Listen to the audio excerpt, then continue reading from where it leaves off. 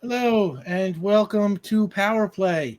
I am Brick Bud, your game master, and these four incredible people you see on the screen are B Zelda, our Ulez Galley, uh, Caitlin Bruder, our Benny Beckett, Omar Najam, our Vion Vigor, and Sam DeLove, our Kadrax Eversinger. Hello, everybody. And as usual, I want to start off by sending a special thanks to Jake and Lauren and the mods and everybody at QueueTimes. Thank you so much for making this platform come, and not just for us, for all the great shows on QueueTimes. Check out everything that is going on this channel. There are some other really incredible shows and incredible people out there. And to keep that all going, your subs and your bits help support QueueTimes. And your donations to the tip jar help support the people you see on the show. That is our Feed the Cast fund. And as usual, we've got some rewards. Here's how they work. At $50, the team gets a point of community determination. Right now, Kadrax has a point of determination, and Ulez has a point of determination, and that's it. So they need determination. At $150, the mysterious benefactor. In-game, the team has a mysterious benefactor who can send them gifts wherever they may happen to be in time or space. Very resourceful benefactor. We know outside the game that resourceful benefactor is you, the chat. And this week, once again, like in week one, if we open the mysterious benefactor gift at $150, you can provide everybody on the team with a minor change. So the choices for that minor change, they can add a specialty or become an expert in one of their existing specialties. They can increase an attribute that they have by one, their attributes being prowess, coordination, strength, intellect, awareness, and willpower. And if they increase strength or willpower, that actually raises their stamina, so it's like that can be very valuable, to a maximum of 8. And they can remove a limit to a power. That, of course, powers that have limits that can be removed. I think Kadrax has some unremovable limits, but the rest of you have removable limits. So, minor change if we get to the mysterious benefactor gift. And at $250, the after credits lore drop, a revealing glimpse of some important but previously unseen part of our story or universe. As the show is funneling to the end, these lore drops get kind of more and more important, setting up the elements that are going to take us into our series finale eventually. So you can see the tiers in chat with the command unlocks, and if you can't support us by donating, you can help us by liking and commenting on our YouTube videos and sharing tweets and stuff. We really appreciate all that.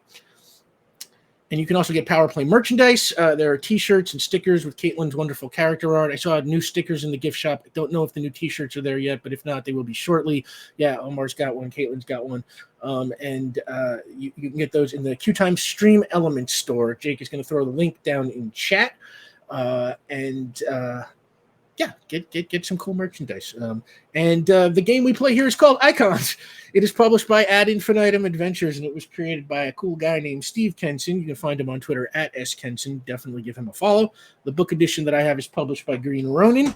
They've been sold out since before time began, but you can get a PDF version, and sometimes there's a print-to-PDF version from Ad Infinitum. So check that out. It's a cool system. You can follow the show at PowerPlay RPG on Twitter and Instagram. PowerPlay is now available as a podcast for the podcast inclined. Check it out wherever fine pods are casted. And that is the announcements time for PowerPlay.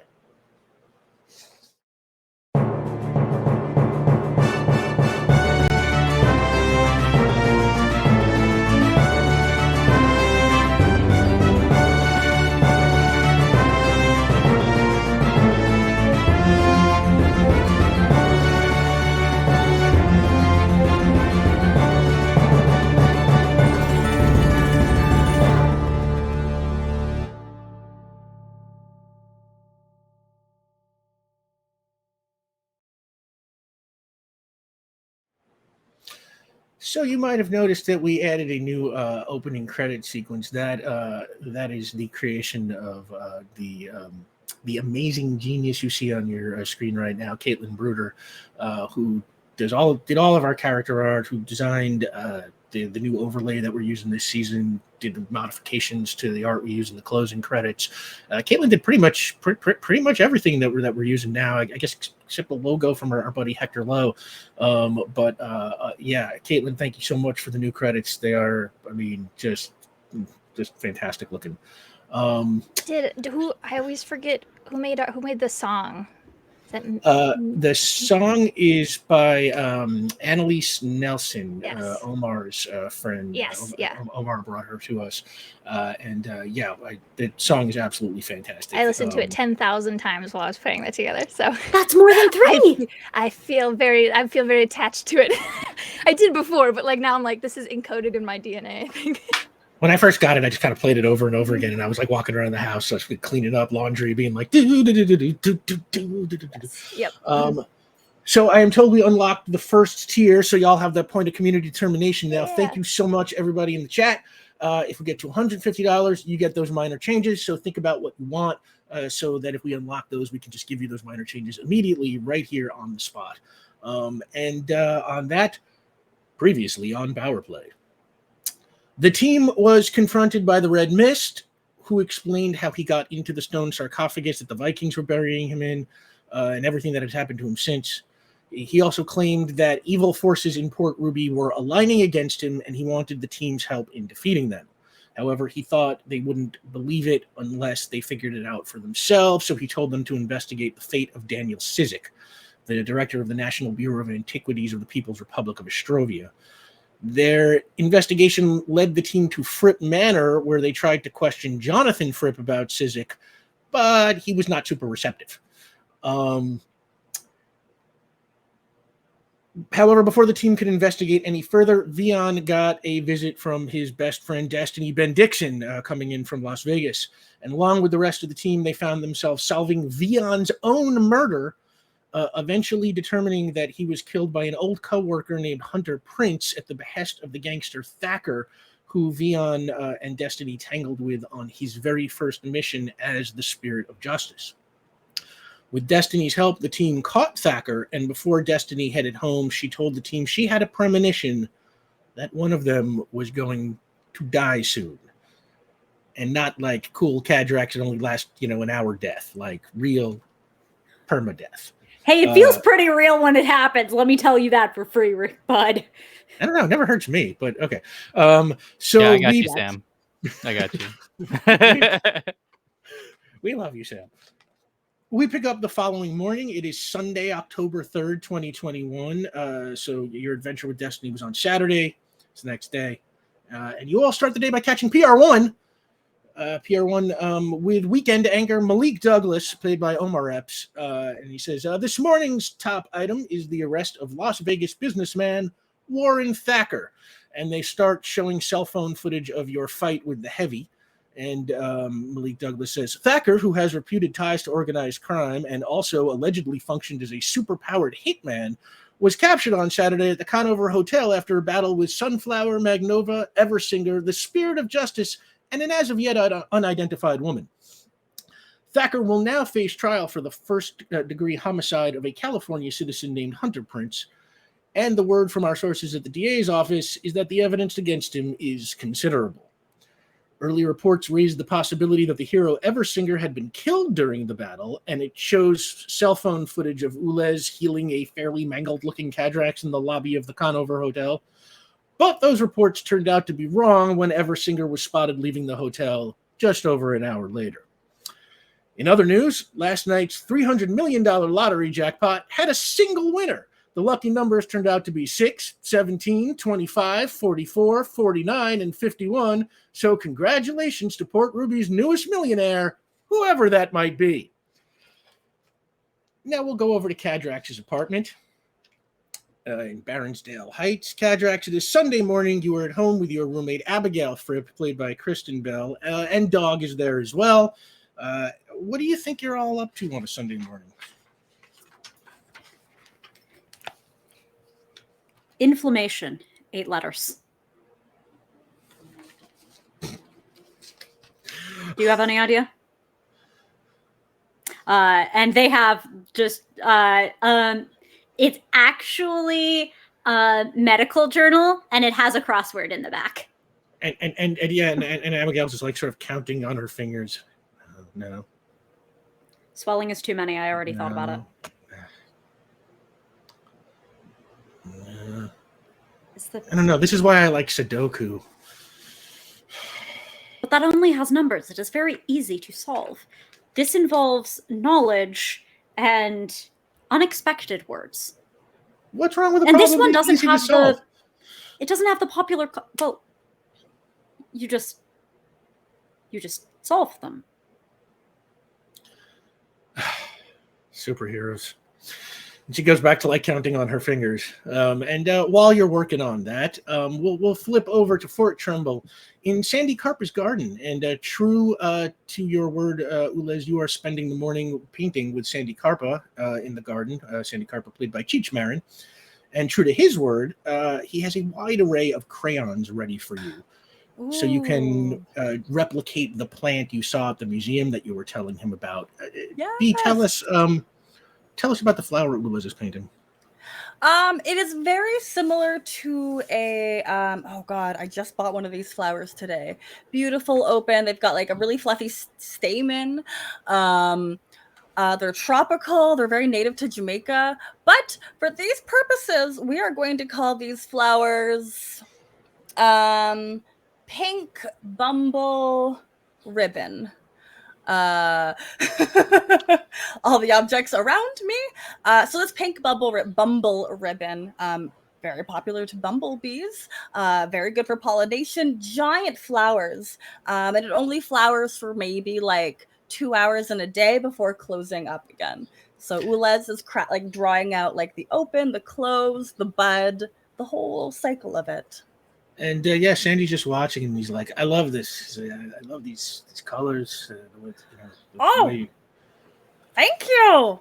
Oh, I have to go to the museum sometime. I did discover they are not pet friendly, which does mean we need somebody to watch Lori at home. But it would be a very good trip.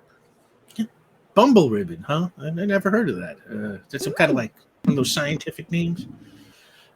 No, it is not Latin. No. All right, and he kind of just leans back, and there's a cool breeze blowing through, and he just kind of, settles into a chair just to like watch you keep drawing. And while that's going on, Vion, what do you think you're doing while Ulez is hanging out with Sandy? I am sort of pacing the apartment, and I'm going to scroll through my contacts and look at the phone number for my dad. Yeah, and it is under Joy B. Mm-hmm. Yeah, that sounds like Vion to not put like dad or mom. I am going to hit call. And it rings 4 times, and then voicemail picks up, and you hear your father's voice, and he says, "This is Joy. I can't pick up the phone right now, but wait for the beep and leave a message, and I will call you back as soon as it's possible for me to call you back." And then there's just like a long scroll of silence, and then you hear him be like, "How do I make the beep?" And then it beep. Hey, Dad. It's me, Vion. Give me a call back, I guess, when you have a chance. Sounds like there's some stuff to chat about. And also, if Mom's free, I'll give her a call as well. And then I hang up. And then I'm going to... Liz, you're in the yard, right? They're in the garden. It's like the courtyard on like the first floor, yeah. I'll kind of like peek out, I guess, and or like listen out for the conversation between Ulez and Sandy. And knowing that the apartment is empty, I will wave my hand and drop the illusion that I've casted on the wall that's covering up a corkboard with our names on it, and just listing out, and in the middle, just for like cinematic flavor, it's the word death circled a couple times. This kills me. Ulyss is drawing flowers and like showing like a new flower sketch like every 2 minutes. Like, this one is when there is 3/4 sun and it has been raised in mostly partial shade. This one is what happens when it grows up in approximately 2 hours of sun, but it is bright overhead afternoon sun. This one, like, it's a lot of crayons being used. I'm like, while I you're doing see. that, I'm looking at like the Ules section, and it says like part human, mortal, ? Stuff like that. Ooh. Yeah. So over in Warehouse City, Benny, you are home this morning. What do you think you're doing? What time is it? It is probably, let's say, 9 o'clock. Sleeping in. She's asleep still. Okay, you are sleeping, and Or just you're just waking up, maybe. okay. Your phone starts buzzing, and you look at the face and you see it is Jerry Mink. Oh my god. Okay. Oh my god. Okay. She sits up and like, you know when like when you wake up, you have like sleepy voice. She's like, Oh yeah, I've been awake for a while. I'm an adult. Hi. Hello. and you hear Jerry's voice. Jerry played by Bob Odenkirk, and Jerry says, "Hey Benny, I didn't wake you, did I?" No, I'm good. It's been a while. How are you? Is everything okay? Everything's good, right? Yeah, you sure? Because when people wake me up with phone calls, I always say that they didn't wake me up because I don't want them to feel bad. Would it make you, would you, do you want me to make you feel bad that you woke me up? I needed to be up anyway, so it's fine. Oh, okay. Well, then yeah. Well, I happen to be in Port Ruby for a Okay. few hours while I'm waiting for my connecting flight at Devere. So I thought I was going to take the opportunity to go up to Lawn Ridge and visit Dino. And I was wondering, since you're practically family, I was wondering if you wanted to come with me. Yes, absolutely. Do you want to meet there? We could get coffee nearby first, have breakfast, or after, or Yeah, what do you say? Meet me there in an hour, and if we still got time for me to make my flight, we'll grab some lunch afterwards or something. okay, cool. See you in an hour. See you there. And yeah, you start gathering yourself to head out to go see Jerry. Cadrax, you are doing that crossword with Abigail, and Abigail's phone buzzes, and she looks at the phone a little funny, and then picks it up and goes, "Mom?" And she listens, and then she's like, "You're where? Why?" Okay, I'll buzz you in. And she gets up and heads to the door buzzer and presses the button, and then she turns to you and goes, "It's my mom. She sounds upset. You've never met her, have you?" I have not that I am aware of. You have not spoken of her extensively. My whole family's a little weird. You're lovely. And you are in your family. Oh, thank you, Caden. And at that moment, there's a knock on the apartment door, and Abigail opens it, and a 60-year-old woman comes into the living room. So she's played by Michelle Pfeiffer, and she looks like she has been up all night. Rings under the eyes, you could see hair a little bit of a mess. And Abigail says, "Mom, what is it?" And her mother says, "It's your father." And Abigail rolls her eyes. What did he do now? And the mother says, "He's been kidnapped." And suddenly concerned, Abigail goes, "What? How? With all of security?" And her mother says, "He was at the office last night, and somebody blew up a hole in the wall and shot all of his guards and stuffed him into a car and drove away." Abigail's like, "Well, did you call the Department of Investigation?" And her mother says, "No, the note said no police, or whatever they're called now." And she turns to you, Cadrax, and she says, "I'm Gracie Fripp. I'm Abigail's mother. I was Hello? hoping you could save my husband. You're a superhero, right? You save people, you and your team." Yes, I am a surgeon, first and foremost, but I do engage in extracurricular heroics, I am told. Well, maybe you should get your team and I'll tell you everything. Very well. Would you like a tea? Any other letters I could get you? Tea sounds Coffee. nice.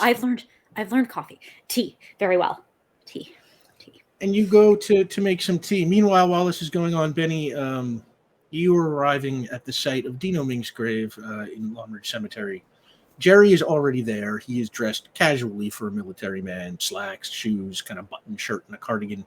And as you walk up behind him, you can hear him talking out loud to the grave, and he's sort of saying, and then they asked me to cat sit for them. Can you believe it? Me. So I figured I'd get some pills for my allergies, then I could do it, because I like to be helpful when I can. But I accidentally got the dog pills instead of the cat pills. So, and then he kind of hears you, and he stops and turns around and says, Hey, Benny, thanks for coming. Yeah, thanks for calling me. Benny has churros, like street vendor churros, probably from like nearby when she walked past. And she holds it. She's like, "Do you want one? I brought them for Dino." Oh yeah, I love these things. I have one, and she'll take one and she sets it down instead of like a bouquet of flowers, which felt incorrect. She brought Dino a snack, and then she'll stand next to Jerry, and she'll kind of gently munch on hers a little bit. And Jerry says, "Benny's here. She came to say hi too. She's a superhero now. Saved the whole planet from that alien invasion I was telling you about." And then Jerry looks at you and says, "You don't have to talk to him. I just like to, but you can if you want." And he kind of takes a few steps back. I have a few times, but I mean, an update probably wouldn't hurt. I told him I'd quit my job because he wasn't my boss anymore, and the interviews are not going great. But it's kind of funny, or it will be funny in maybe a few months, but I put that I was a superhero on my resume. Dino, I think you're the only person who would have hired me for that. I took it off after that application, though. But I saw the churro stand that you liked on my way over, and I thought you would maybe appreciate it. It's probably been a while since you've had one. But, and you can kind of hear Jerry like munching quietly behind you. I got the lava's a different color. That's cool. I'm just trying my best, and we miss you. And she'll kind of like gesture that like Jerry doesn't have to like stand behind her anymore if he doesn't want to. Like, and then she's like, "Oh, now she's gotten stage fright." Like, and run out of words. And he walks up and he says, "She's being humble. You would be so impressed by all the things that I've been reading her doing in the papers. Just, a real hero." And Benny, while that is going on, you get a buzz on your phone from, let's say, from Cadrax. In fact, all of you do. Kind of, 911, meet at my place kind of thing. Oh, shoot. Okay. Well, Is that 911? No, that's my words. Cadrax, how would you put that? Abigail's father kidnapped. Distresses Abigail's mother.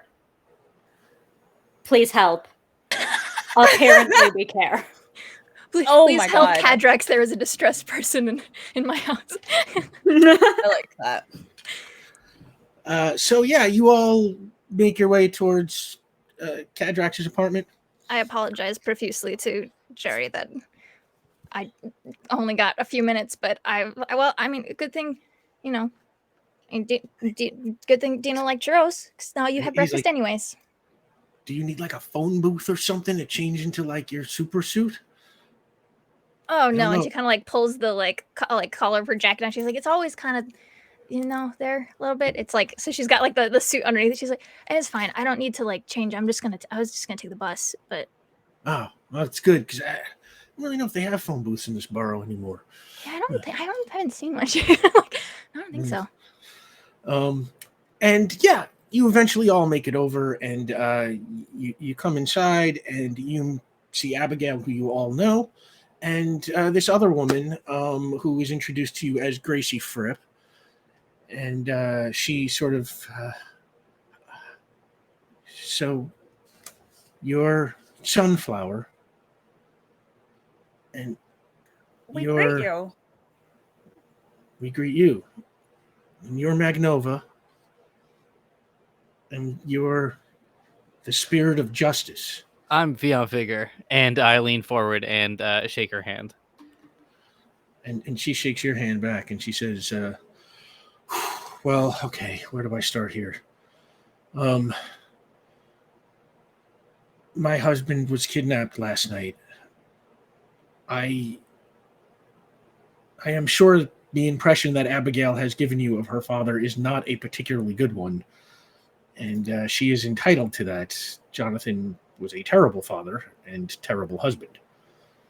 He has always had his mind on bigger things, and while his obsessions made him a stranger to Abigail and I believe he ultimately means to do good in this world, and he's always been incredibly protective of our family. So now it's my turn to step up and protect him. And Abigail kind of folds her arms and gives sort of a begrudged nod. Yeah, I think Benny was fully looking to Abigail for like what my reaction to that should be, and when she agrees, I'm like, okay. Abigail, yeah, not exactly resisting this telling, but not sort of enthusiastically backing it either. I will place a limb around her shoulders to calm her through pressure. And she says, Gracie says, it happened at his River Grove office. Jonathan has several offices around the city, and that's the one closest to Fripp Manor, so it's usually where he goes to take meetings when he doesn't want to go too far from home. His corporate security team contacted me instead of the authorities, as they've been instructed to do in the event of an emergency. My husband and I aren't particularly close, but he still trusts me more than anyone else in the world. I am told a black van with tinted windows rammed the gate around 9 p.m. last night.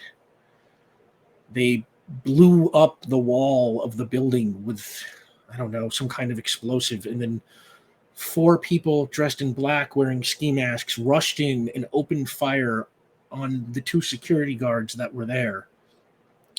The guards managed to get a call out for help to Jonathan's corporate security team, but by the time they got there, Jonathan was gone, and they found this taped to a wall at the scene. She sort of holds out a piece of paper. Who takes it? Greatest detective in the universe. Liz. Yep. Yes. Would absolutely. It is a computer printed ransom note, black text on white paper. It simply says, put $20 million in the account below by 6 p.m. or you'll never see him again. No cops or he's dead. And then right below that is scrawled an account number. And Gracie says, I'll pay the ransom. I don't care. It's Jonathan's money anyway. No. That is not necessary. I mean, no. That money will be used to fuel negative endeavors. Why don't we run the number on the account number to determine perhaps who might have opened the account, even if it is under a false name, we can still utilize that information. You do what you have to do, but if he's not saved by 6 p.m., I am paying the ransom. They'll probably kill him anyway, but I can take no chances. We would like to prevent that. All right, so you are going to try and look into the account number, is that what you said? Yeah.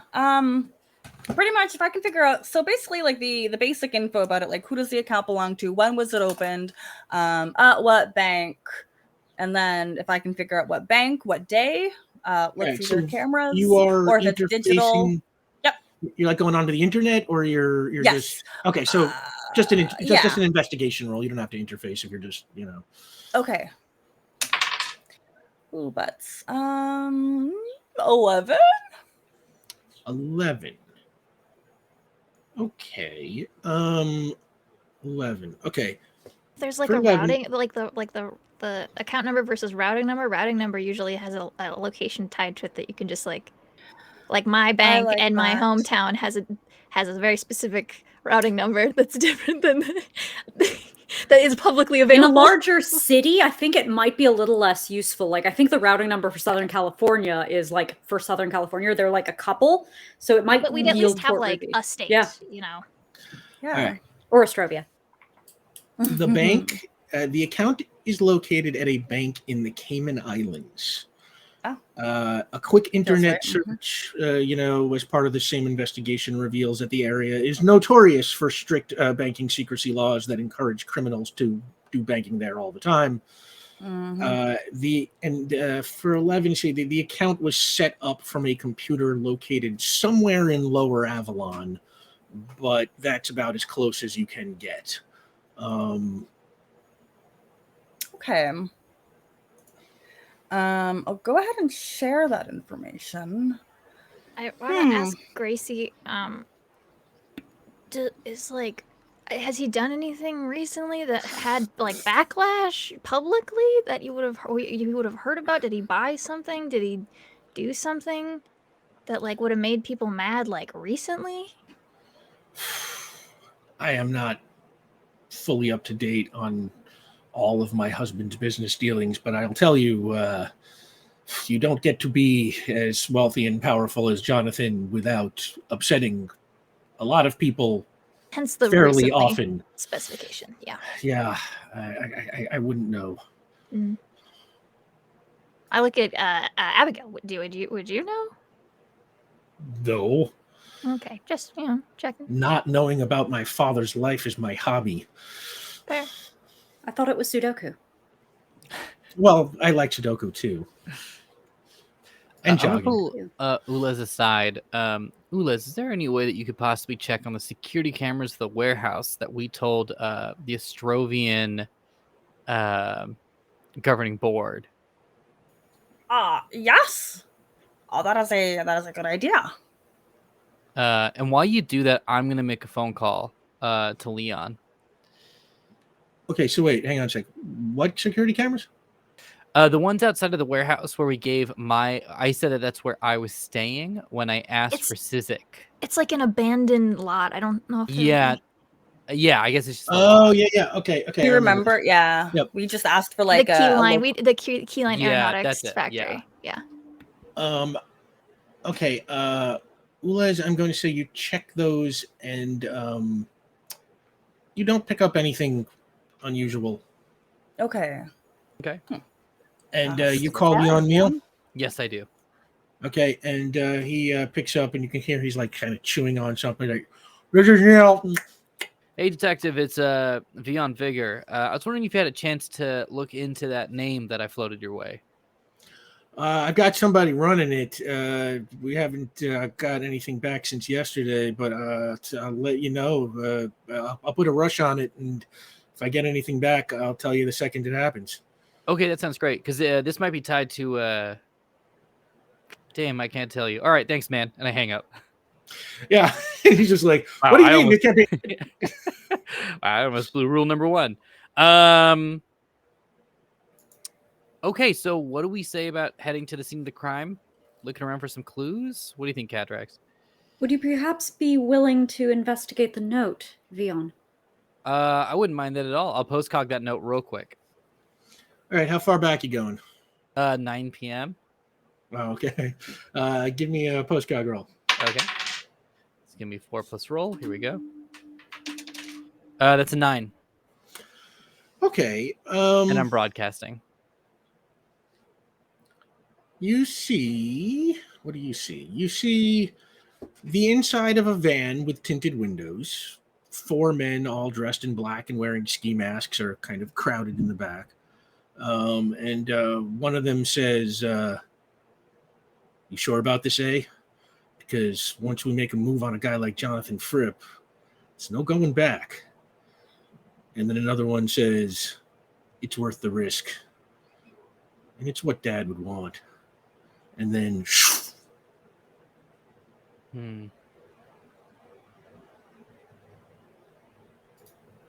Dad would want? Yeah. Okay, just making sure I heard properly. Yep. I was typing. What Dad would want. Okay. Well, at least we got that. And that That's was in a standard useful. American accent, all of them, yes? Yeah, the ones that you heard speak sort of sounded like local Port Ruby accents. Thank you. So that is good to know. yeah, and it's also good to know that we're not dealing with hired help. This is folks at the source who are doing this. So we Something can kinda A to personal B about this. it. Yeah. Yeah. Something Dad would want. Is there Okay. are there like feuding families? Like is there like a someone who directly opposes Fripp in the same status as him who was recently deposed? I don't know anything about rich people politics. I also so I look at Abby. I also do my best to ignore it, but maybe it's helpful here. And she kind of looks to Gracie, and Gracie's sort of, it's like, my husband's, he's not like a mafia chieftain. He's... Well, I know, but just like rich people, it's the same thing. Sadly, it is very similar, but no, he doesn't have like a single arch enemy in that sense. Well, as much as we could do a search on who's done business with Jonathan Fripp that's got 2 possible siblings or At people least of multiple relation. children. Yeah. Yeah. I can go postcog. Sure, it's big list. Yeah. That's I mean, it's something though. It's more than we knew before. it's more than we knew before. I can go postcog the area. I also imagine that a vehicle driving away would be pretty easy to track. That time of night, large vehicle. True. Checks, Also from the traffic location cams. where they dropped off the note, one would assume. Was the note Right. where they took The- him? Yes, she said, It was like on the wall or something. yeah, they found the note taped Right. to a wall at the scene. Yeah. They took time to tape it. Interesting. Not like a I knife. imagine or like tape would be on Fripp's desk drawer, right? He doesn't put it on the desk because imagine taping things. You're Jonathan Fripp. But... Do you think he does that type of work? No, he has like pens and like a notepad and like. Oh, an I iPad, assume like, that that's he all. spends all his time with crayons and color. Like the back of a menu. What else do a restaurant billionaires menu. do? You think Yeah. they do real work?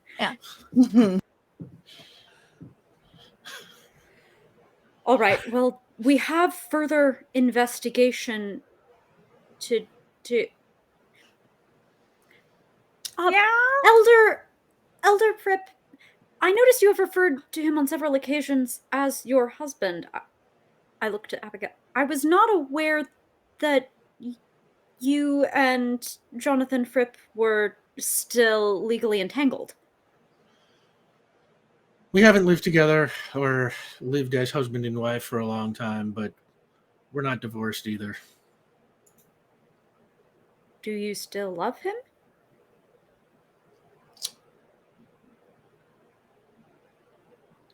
I don't know if love is exactly the right word. You have history, and there is care. Yes. That sounds better. Also, and she looks at you, Kadrax, don't ever call a woman over 50 elder anything. But you are not. Mm. And she's... May I kinda take a folds nod her- from around here? Because Sam knows perfectly well what they did. Everything I don't know gets that really tense and that's really uncomfortable. going to cause you trouble, but I'll give you this as a gift. I but mean, Thank you. it should have to call you. the same. That should have to make something harder for you. But she sort of We just have says, I'll stay here with Abigail. If you need absolutely anything from me, just call. All right, sounds good. Yes. Thank you. Well, we thank you. I will stop thank by you. my crossword and write in hydropsy, and then I will carry on out. And as you're heading out, you hear Abigail go, "Of course." And you fly up towards River Grove? Is that the deal? You're gonna fly? Yeah, how do we want to Um, go? Usually, yeah. That's really our main mode of Yeah, transportation I think nowadays. we said if it was long Cadrax. distance, it was like nicer to time if we fly. If it was short distance, teleportation is Yes. better. Right, because the reliability versus the oopsie die Mhm. was Exactly. the notion. Fly, probably. Someday Ulas will invent a gadget for our van to fly. And then we will all fly, but in the van. Yeah, that's a great point. So give you yeah, a- I think if you want to keep that in mind, Rick, I think those are some good ideas. Yeah, could be a future mysterious benefactor gift, maybe flying van. I don't know, or the Ulas's We gadgets have, don't like- last unlimited amounts of time, so it's like, Yeah. but for the In right one trip. scene, who Yeah. knows? Yeah. Yeah. Jake, can Our you van give me has the a lot of Avalon perks. map for a couple of seconds? So River Grove is all the way in northwestern Avalon. Okay. Kind of close to Corin Heights, where the Fripp Mansion is, and you show up there. The office is a lot smaller and more unassuming than you would think it would be, considering how wealthy Jonathan Fripp is.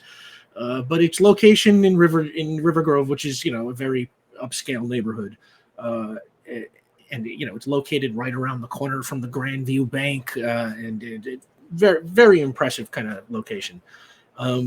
The building itself is set back from the street. It looks like you have to be let in through a gate or through a gated driveway to even get to the front door of the building. And Are we you good to easily fly over? Yeah, you can fly right over. And as you fly over, also, you can easily see that the gate has been damaged. The whole middle section is bent. And it looks like somebody has closed it and kind of chained it up best they could, possibly Jonathan Fripp's security team. And you easily notice also that on the south side of the office building, there is like a huge hole in the wall, like a big circular hole. And a woman in a dark suit stands in front of that hole. If I had to cast her, I would say she is Ming Na Wen. And her posture suggests perhaps some kind of military training. So we're flying overhead. You land, or what do you do? What are y'all thinking? We should land somewhere. I was hoping for inside of the hole, but Yeah. I mean, why not? I think Ming Noen's presumably why not. We should go say hi. Yeah, let's go say hi. Yeah, that's the plan? Okay. We And were we will literally land asked. before the authoritative. Like we were literally asked by the primary contact of the missing person, like, to come and do Yeah. this. So yeah, you land right in front of her, and she kind of looks up. It's like, "Whoa, hi, I'm Alice Bow. I'm from Mr. Fripp's corporate security team. Mrs. Fripp asked me to be here to answer questions for you and to guard the scene until she's ready to contact the Department of Investigation. Right. Feel free to look around and just let me know if there's anything I can do." Thank you. I'm gonna go ahead and postcog the scene of the accident. please. First, why doesn't everyone who wants to investigate give me investigation rolls so we can see Okay. what you see and what you don't see? yeah, I'm gonna look around. It's gonna go so great. By the way, I hate to ask more questions about voice, but what was the high-pitched femme voice and all low voices of the ski masked people? All low voices, you know. Got it. There was A, and we just rolled up on an Alice. I just needed to check. Yeah. Oh no, yeah, worth checking. Benny, you got a 5. Ulez, you got 14. 14. 10. Beyond 10. Cadrax 11. Okay. So you all look around a little bit. Let me give you some of the basics. That huge hole in the wall, like I said, very round in shape. Ulez, Vion, probably Cadrax for what you all rolled. It occurs to the three of you kind of that it looks a little clean for an explosion, like the circular shape of this hole. You see skid marks in the driveway right by the hole in the wall. It looks like that van that he was abducted in possibly burned some rubber, making its escape from the scene. And through the hole in the wall, you can look right into the office, and you can see big desk sitting in the center of the room. There's a computer on it. There's a few chairs, walls lined with filing cabinets, but pretty no frills for a rich man's office. Debris from whatever exploded the wall is kind of everywhere. The computer, monitor has been knocked onto its side. It looks like it has possibly been damaged. That is kind of what you see from just kind of glancing around. And you can see the bodies of the 2 dead security guards that Gracie Fripp told you about. They are right where they fell. Still there? Oh, Yep. Cool. The scene. Okay, well then that's why undisturbed. Benny got a 5. She walked in the room, turned back around, and went and stood in the doorway. That's fair. Yeah. Let's say Gracie Fripp, you left the scene totally undisturbed from the crime for your benefit or for the investigators. So that is what you see. What do you want to do? Vion, you wanted to postcog something, right? Yeah, I do want to postcog the... Yeah, I'm just going to go ahead and postcog this entryway, especially since it seems like this is not caused by the vehicle crashing in to the wall. It looks like there's something else. I suspect powers, so I'm postcogging the wall. Okay, give me a postcog roll. 8. 8. It's at 9 p.m. last night.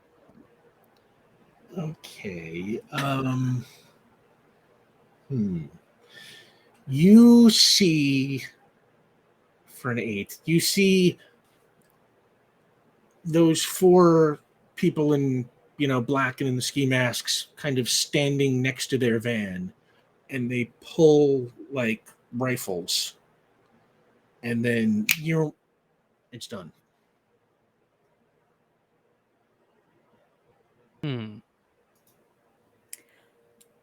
You broadcast? Yeah, I broadcast that for sure. Are the rifles we see the same as the ones that were once in Fripp's house? No. Cadrax, give me an investigation roll. Mm-hmm. May I add weapons to this? Yes. Thank you. There I mean, we I'm just adding actual weapons. It's just like, okay, here's my knife, and that's a 12. Yeah, like generally weapon specialty is supposed to only apply to use of weapons, but I figure since this is very specific, these rifles look a little high tech. You were not quite familiar with this design, and you were taught earth weapons pretty well before your mission here, and these look a little fancy. Those weapons could conceivably be characterized as fancy. Oh. Oh, in that case, I'm gonna walk over to the bodies of the security guards. Okay. Doc, do you mind accompanying me? Certainly. I do not think they will attack, though. I say, leaning very closely so no one else hears. I don't want to shame him. Were that a concern, I would be the last person to wander into the fray. But I was hoping to kind of pick your ear about the wounds themselves, considering that we're looking at weaponry that's a bit different. And I'll kneel down and just see what's going on with the bodies. If these were fancy rifles, they would have I don't know, fancy damage. Cadrax, you're examining the bodies? Yes. All right. Vion, you also examining the bodies, or? What I would like to do is there's no. I mean, Cadrax would have all the medical know-how. I would like to maybe actually take this time to pair up. I'll actually head back with Ulez to Twin Dragon detective work the space to see if they took anything. Hang on, sorry. Okay. What's a twin dragon? While he's looking into that, what's a twin dragon? It's like a 90s thing. Is it? I was getting what is that one movie with Nope, doesn't matter. I can't remember names. All right. Fair enough. It was that one though, B. Double Dragon, the last I dragon, believe Enter the Dragon. What is it? Girls Dragon The Tattoo? guy, No. okay, who was the Dragon guy that Hearts? was in Dragon Fight Tales. Club? No, it didn't have Dragon. What? No. DuckTales? Edward Norton. Edward Norton. He's in a movie that has something to do with the dragon. What is it? Red Dragon. Red Dragon. Oh, That's Red what Dragon. I Yeah, was yeah, yeah. thinking of. It Okay, was a okay. prequel to Silence of the Lambs. That's Yeah. okay. The only dragon that's not an actual dragon, but okay. And we're dragging on this whole joke, so we should continue. Hey. Okay, yeah. Sorry, I had to know, but okay. So, Kadrax, give me a medical roll. And Vian, I'm sorry, you said you were going to do what? I'm gonna wander back over to Ulez. Okay, you wander over to Ulez. Kadrax, make an 13. investigation roll. All your medical bonuses apply. Hey. 13. Whoa. Okay, Kadrax, you kind of examine the bodies real close, doing about as close to medical examiner routine as you can do. And without an operating room or things like that, or tools or things. So you are kind of surprised to see no gunshot wounds or stab wounds of any kind. You do pick up from kind of feeling around that both of these guys have a lot of broken bones. You would guess maybe something like they were killed by the impact from the explosion. Or something like it. Interesting. Okay. Right. So fundamentally kinetic damage of some kind. Yeah. Are there any shells in the room? Give me an investigation roll. Sorry, I don't need it. I'm looking at this all as one. That's a. Okay, if you're saying it's part of the same investigation, I mean, it's about the same. You do not see shells anywhere. So they brought the guns, but there's no evidence that they ever used them. That is very odd, especially for humans. The moment one gives them firearms, they seem nigh compelled to set them off. Constantly. Frankly, they should not be allowed. Oh, they are incredibly dangerous, and the death rate is unrealistic for what it really should be. Ooh, I believe I I am didn't being write told that down- we opened up the mysterious benefactor gift. Ooh. So first of all, thank you so much to everybody in the chat. Super grateful again for all your support.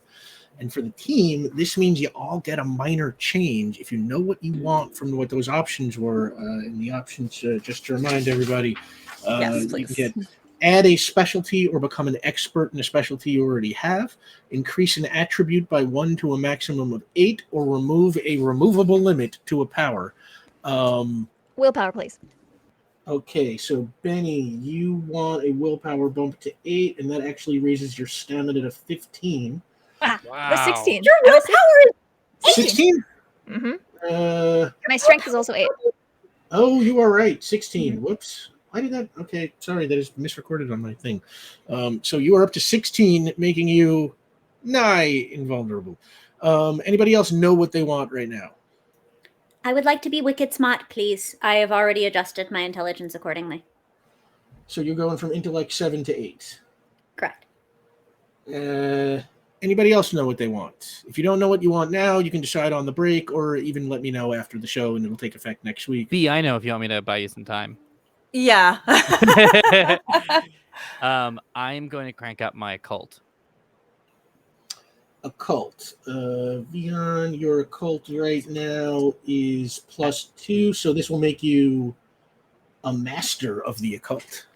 Ooh. And just for flavor text, like over this last day after like a Destiny visited, I think that it is just like with that like corkboard, Vion has been like during his like alone time been like floating and meditating, and there have been like magic books, like not just the one he carries everywhere, but like other ones from like different backgrounds and stuff that he's like studying specifically on the matters of death.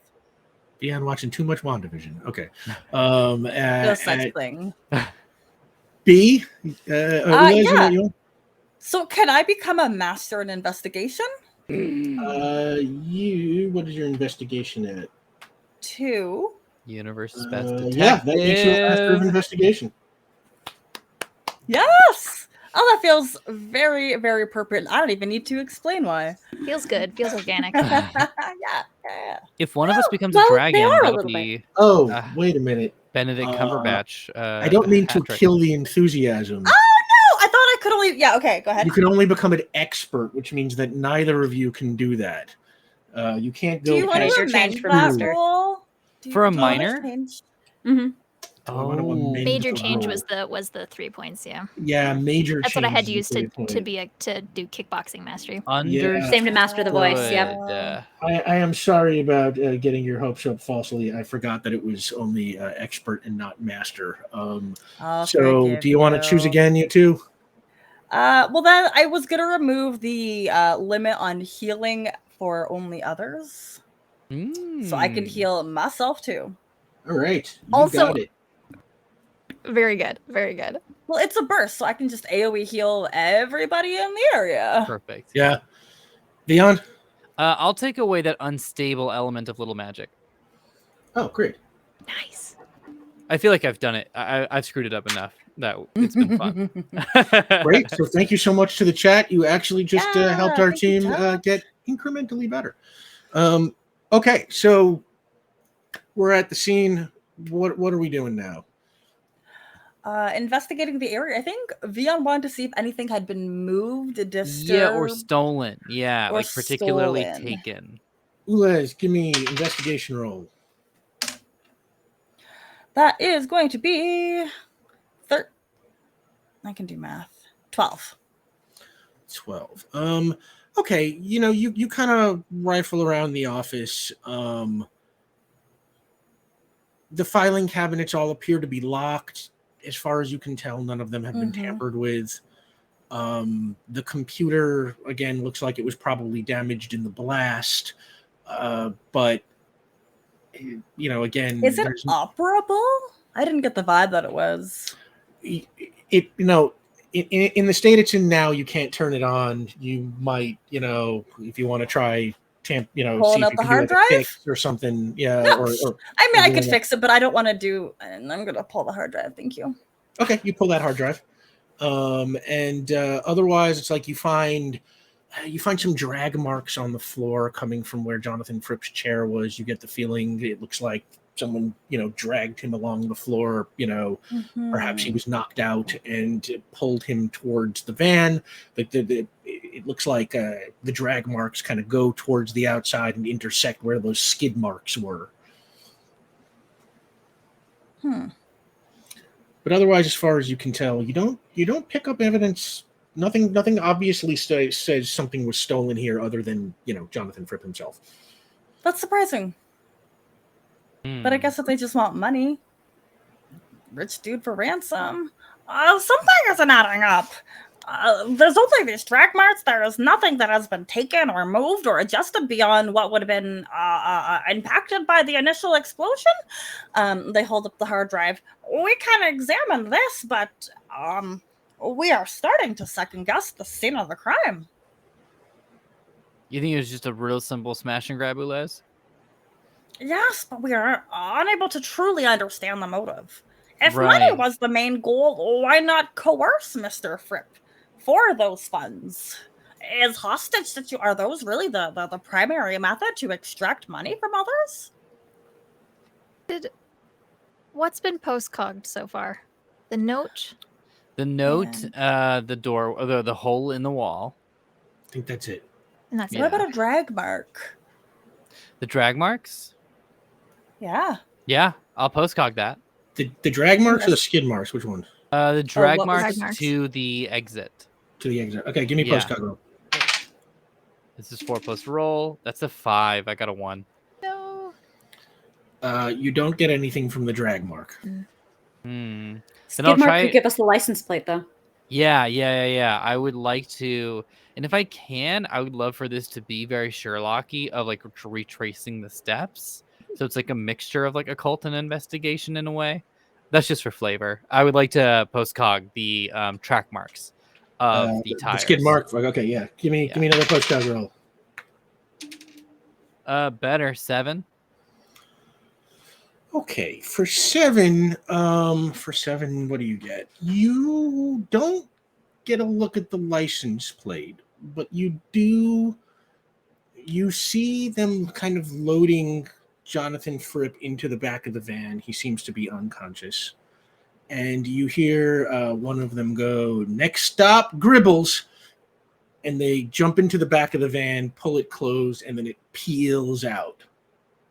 Okay, that is we got Gribbles, which is a big get. Ulez, Right, yeah, this is the yeah. small, fluffy, constantly reproducing creature.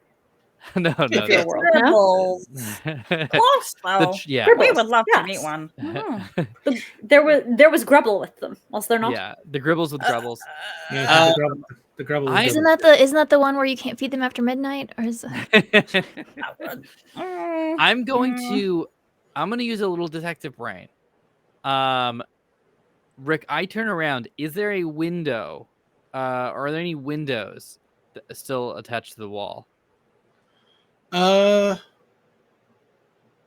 mean, yes, there are a couple of windows in this office. They have like kind of steel bars on them, on the outsides, I would like to. I don't think this is a stunt. I think this is still just post-cogging. I want to post-cog the window to show me the reflection at 9 p.m. If I wasn't able to see the license plate number from touching the tire marks, I would like to just cast the postcog in the window itself and get the reflection.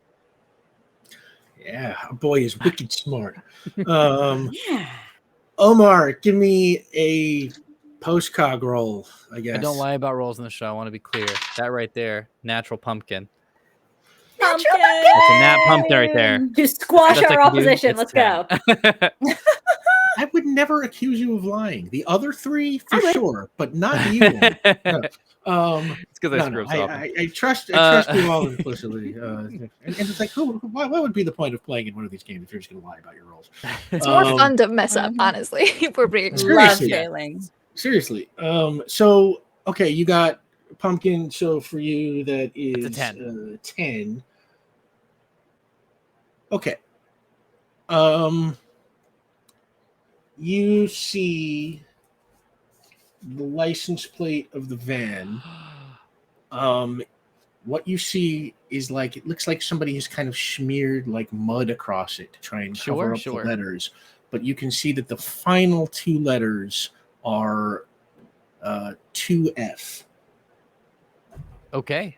F as in Frank. What is okay? So sometimes license plates in different places have different constants. In Port Ruby, how many digits is a license plate? Ooh, yeah. 6. Okay, cool. Just want to make sure. 3-3. Do y'all have different colors for your license plate that denote what state or province it's from? Yeah. Yeah, this is a license plate from the state that Port Ruby is in. Okay. Disrepair? We have enough. Ooh. Years of watching The Simpsons have taught me how to talk about a city without saying where it is. Okay. So yeah, 2F as in Frank are the digits that you can see. And neither of those are constants. Like in California, the license plate almost always starts with a 4, eventually it incremented up to 5. I'm assuming neither 2 nor F are in every license plate. No. Cool. Thank you. That's all. They are. They should make it for a fairly decent identifier. At least as far as those 2 digits. Perfect. If you run people who own vans with the last 2 digits being that would narrow it down significantly. Would be rental though. But still, that would give us a rental. That would give us who rented it. Cameras. We would have a time and when they got it. That's something. Oh yeah, that's a lot. Yeah. Can I run these plates? You can run the plates. I can. Do you want me to dig for one more piece of information, everyone, real quick? Just because this is something I had to do recently. The thing is, they smeared mud on the numbers, and they missed, on the digits. They missed the last 2. I'm kind of gambling on their sloppiness here. Am I able to see at least the colors of the tags? The colors of Have the they tag. updated the Oh, tag? for like the Well, that will just year tell for the us registration, which when would their give you the car's time of year. registered. Yeah. Mhm. Oh, to Yeah, narrow when this was it down even registered? easier. I literally just I I had mean, to if it's redo my tag. October and they don't have their It's a registration, 3/4 chance that it's from the other part of the year, but that narrows it down by either, Mhm. 25 or 75. I will say. Final yeah, season rec, we're going to start asking you increasingly know. weird questions. Yeah, absolutely. You can see the tags, and it looks like it is, the most recent color. Okay, that means it's this month. They recently renewed their tags. Then that's an October color. That's very interesting. Okay, with this information, I should be able to cross-reference something online to determine traffic cams, anything that might have recorded this license plate when it was where it was registered. I don't know a lot of American DMV stuff. Very good.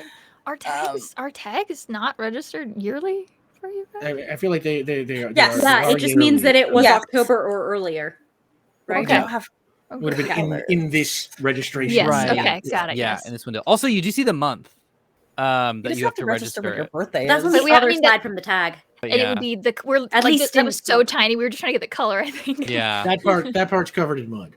Okay, that gives us a little leg up, I suppose. So- It's not November or December. Ulez, you are trying to hack the DMV to try and figure out. Yeah, naturally. Hack the Give world, hack me- the DMV, Hack the planet. hack the planet. Hey, So, I've never seen yeah. the movie, Rick. I need you to know this about me. Yeah. I That's don't in even a know what movie? that's from. Sam, Right? it sounded like something you said just came out of Caitlin's mouth. But we know we both sit in we both live in the pop culture void. Same with B. We all kind of have like a Venn diagram overlap of things we have not seen. Mhm. me and Yeah, but Mark- Bino's Heard all about of them. anime. That's my specialty. That is my specialty. I've got that one area. I know But 1970s children's films. I Hey, What? that's something. That's great. I know types of inflammation. they're all useful in their own ways. I got a. This was investigation. This was my.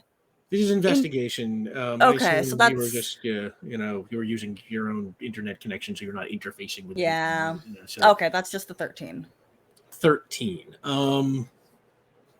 Just. 13. For 13, you get that the van is owned. The van is owned by, let's say, Knox Rent-A-Car. Knox. Okay, where do they have some locations? Anywhere nearby? There are locations kind of all over the city. Okay. There is. You are in River Grove right now.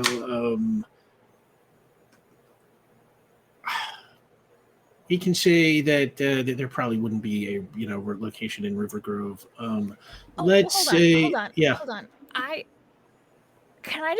want to pull up the Knox Rent-A-Car like helpline. Like there's someone's got to be like on call all the time. Like Oh no my matter God. if they're like there's a bunch of places. I just want to call like their general like home office helpline. somebody's got to Yeah. be on call all the time. Wow, I can tell you don't have an experience having. Well, problems okay, with not on call all the rent-a-cars. time, but I mean like, you know what I mean? Like, so you don't have to call every single Wow. one ever. Like, there's like going to be like a central hub, even if they're not like available all the time. Like, Sure, there's, you like, gonna be- find the Knox Rent-A-Car hotline, Yeah, I'm gonna- 1-800, Knox car. Yeah, Knox Car. sorry. Yeah, thank you, sir.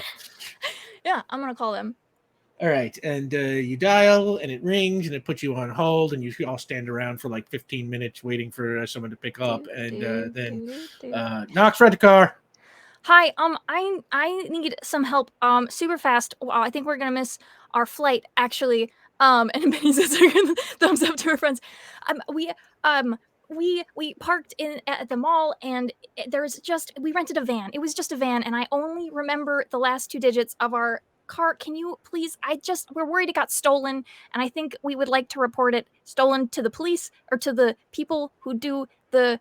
She's gonna, I think, just be bad at talking on purpose to the whatever you guys have going on in the city right now with law enforcement. But I don't know all of all of the numbers, and I have the last two, and we need to get back. Willpower Yeah, roll. I know, she literally just talking out of her ass and hoping that they'll help her. Your willpower is like superhuman now, but okay. That's true. That's true. Hold on. I don't think I have. I think it's just willpower. It's a 12. Hey. Okay, but that is a major success. I mean, that you have superhuman willpower. It's on the other end of the phone. It's some guy who works the night, or He does the not want to be weekend involved shift in at a this right now. rent-a-car company. Yeah. So he's kind of. What is the partial? We only have the last two digits. It's 2F. It's a van. It's a black van. Does that help? Does that help you if you know what kind of? Because we thought that might help because we know it's a big black van. It's a barred. Please hold, and then it puts you and you hear like hold music. I don't know if that's gonna work, but worst thing you can do is hang up on us, I guess. And after another 15 minutes, he comes back and he says, okay, black van, we have one. I'm sorry, what was your name again? Dude, we don't have any names, do we? Shoot. Just Troy.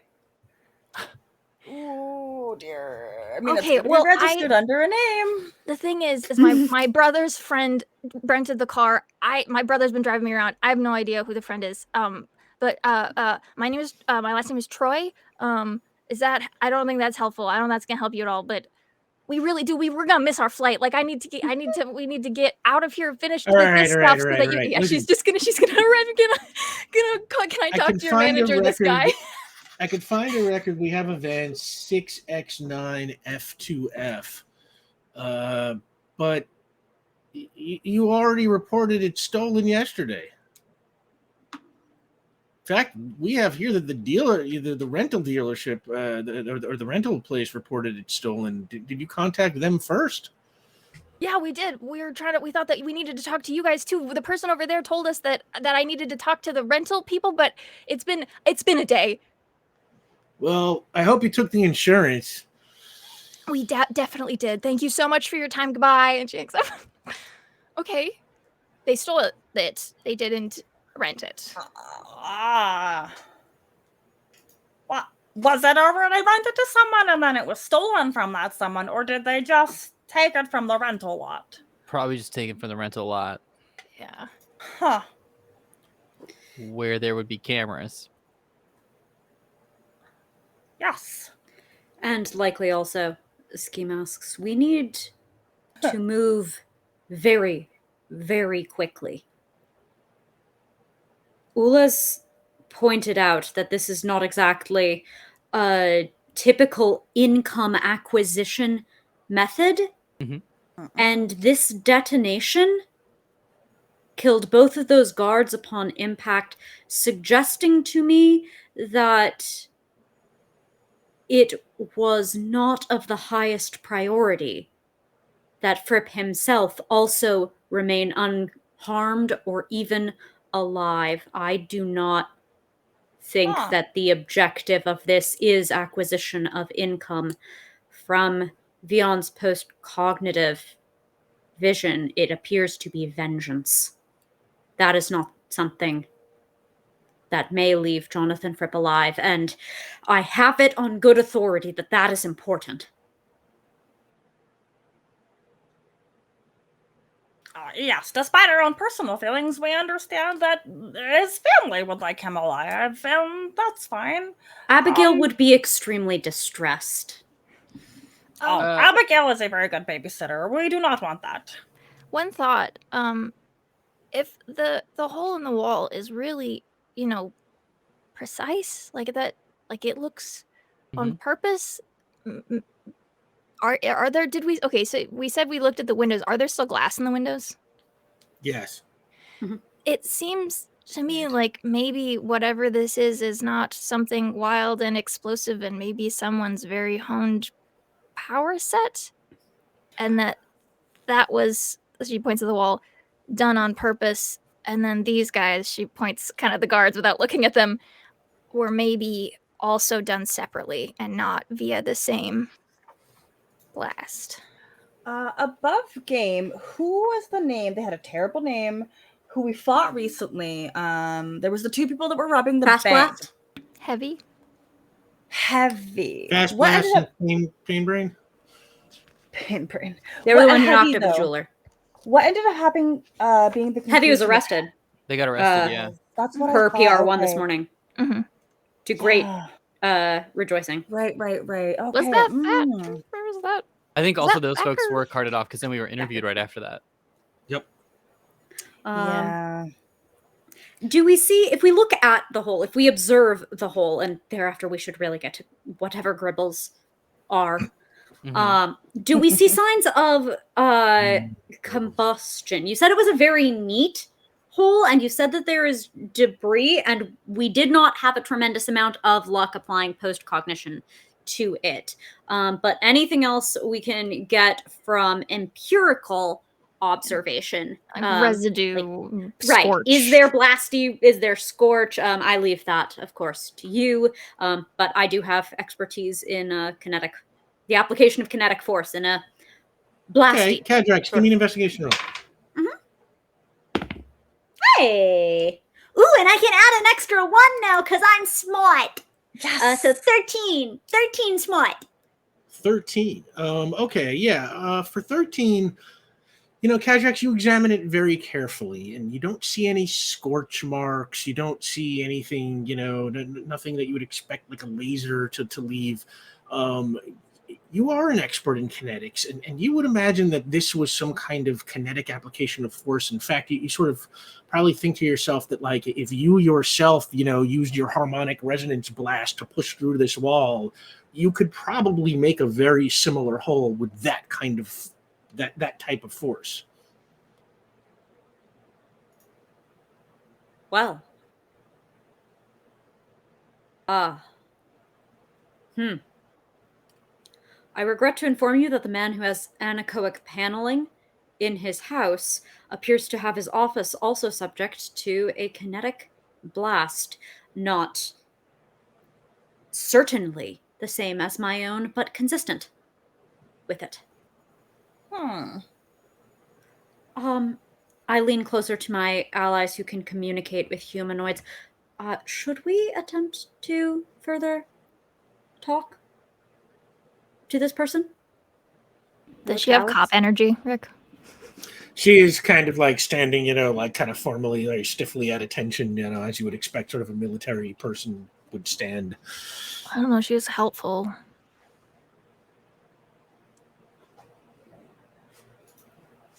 If you think there's any further information that could be had. That's true. Yeah. Let's look up what Gibbles is real quick.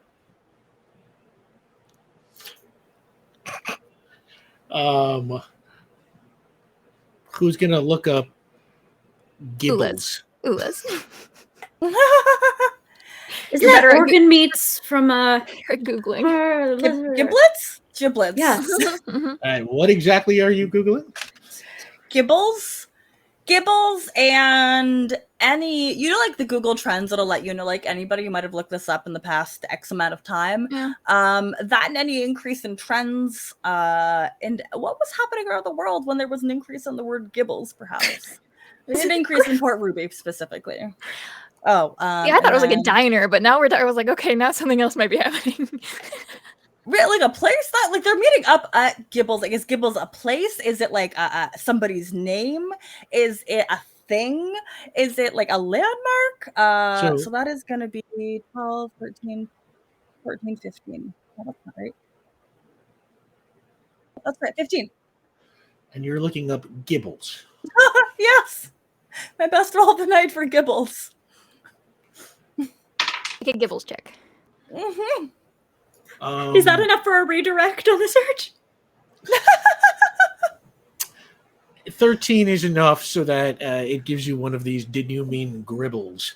And you find under it comes back with like an ad. The top item was an advertisement. And it's there are 2 commercial listings, actually 2 ads. One of them is for a bar in Ruby Village East, and the other one is for a junkyard in the Covenmore neighborhood of Riften. they're gonna junk the car. Are either of them near a Knox? I mean, they both kind of are. Like I said, there are kind of Knoxes all over the city. What's closer to here, like this location? Well, Jake, can we have the Riften map? From the Riften map, you can see that Covenmore is located in South Riften, so it is just kind of like across the water from where you are. I mean, just we're north and across the water. You are in North Avalon right now. It is in South Riften. Ruby Village East. That's the Avalon map. Yeah, nope, that's the Baronsdale map. Need the Riften map. Too many maps. Whatever the case, yes. There we go. There's the Riften map. Yeah, so you can see Covenmore is right there in sort of northwest Riften. You are right there at the bottom in River Grove. Ruby Village East is way in South Avalon. So Covenmore is closer. The junkyard.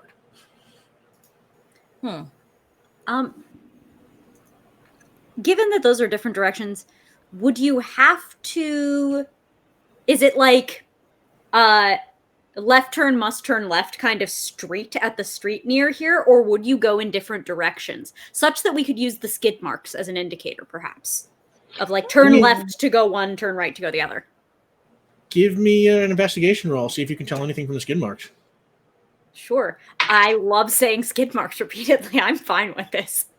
I changed it to tire marks and it changed back for some reason. I know. I heard it. You said track marks and then less. Oh, you mean... Yep. That is fair. You mean okay. 11. 11. Yeah, it looks like they cut left, which would be north. The woman you said her name was Alice? What was her name? The security guard, yeah, is Alice. I wanna... Is she still kind of near me or down the hallway? She's sort of standing adjacent to the hole in the wall, just kind of listening to y'all. Hey, question. How long have you worked for the Fripps? I've been on Jonathan Fripp's corporate security team for 3 years now. Okay, cool. So you have you've seen stuff. You're familiar with the family. Was he doing anything recently that was stressing him out? More than usual, I guess. I don't know what his day-to-day looks like. Or more calm than normal? I don't know. Something that was odd? He has seemed a little more stressed out than usual over the past few weeks, but I wouldn't know why. That is not my department. Fair. Does he have an assistant we could talk to? Like a PA that we could, who maybe has his schedule? What was he doing the day of? I can contact Mrs. Fripp and see if there's someone you can talk to, but I don't know. We can call her too. That's fine. Okay. All right. He's been more stressed. That's something. Cool. Has he ever has he had have there been kidnapping threats before? Mr. Fripp is constantly being threatened by people. That is why he has one of the top flight security teams in all of Port Ruby. In your professional opinion, have any of them ever had merit before? Significant merit? Where it's oh, I guess we're going to increase security because we got another one. Or if it's oh, we really have to lock down. Have you actually had ones where that, threats that seemed dire before? Not in my time here. Okay.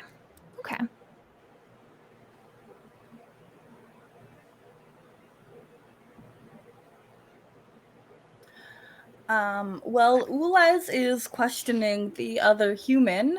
They've kind of plopped themselves on the ground somewhere. And I want to interface with this hard drive to go through any recent files internally. You probably first have to try and fix the hard drive or attach it to something, right? It's how we're talking physical damage for Like when it was injured or when it was injured. Like, Give me they have cables that, like, I mean, they could probably up like the hard drive directly into their systems, right? Well, Give if it's a me- mechanical Sure. hard drive, it might have to be repaired. Like you have to do data Oh, recovery repair on it. first. Yeah, kind yeah, of that's thing. true. That's true. Because those All right. mechanically can be impacted Yeah, by the blast. Give me an investigation roll. You can apply your tech bonus to it. Should have had an NVMe SSD or something. What a casual. That is gonna be 14. Another day of counting on my fingers. You are not able to interface with it. It seems to be damaged too badly right now. You will have to spend some time doing some work on it if you want to be able to get information off of it. Fine. I'm working on it right now. Well, everybody can do other things while we make a plan. Yeah, what is your plan? We're facing east if we look out to the street. Yes. You are facing east, yes. Okay. The tire tracks go off to the north, the ones that you investigated. Yes. Right, because if it were left, that would be in the direction, broadly speaking, of Covenmore, versus if it's to the right, that would be how you would get to a bridge that would take you over Avalon to Ruby Village. It is 6 seasons, and I'm getting there on geography. So you think we go to the junkyard? Yeah. If we don't get anything out of it, then we go to the bar and check their cams too. Oh no, junkyard would be very exciting. There are a lot of junk-related items that I could utilize to repair Yeah, this. get some pieces. Great. Yeah, that's true. Yeah, that's not a Right bad there. idea. Yeah. Okay. I turn to the woman again. If you think of anything, let us know, I guess. Or if someone comes back, I don't know. Or anything's If I helpful. think of anything, I will contact Mrs. Fripp and have her contact you. That makes more sense. Great. Sounds Thank good. you. Have a good one. And I hope And you.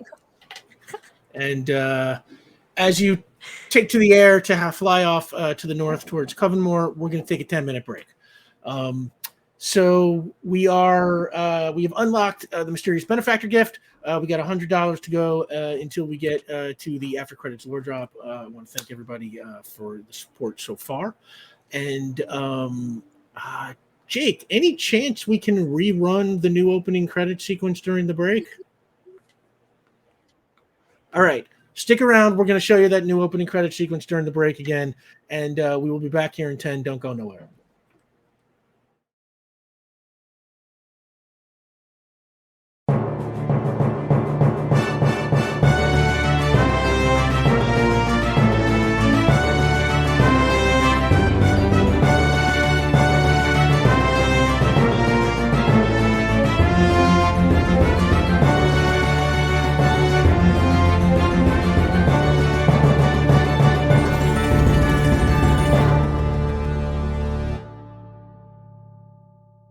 Hello, and we are back from break, and I hope you all enjoyed the new cool opening credit sequence.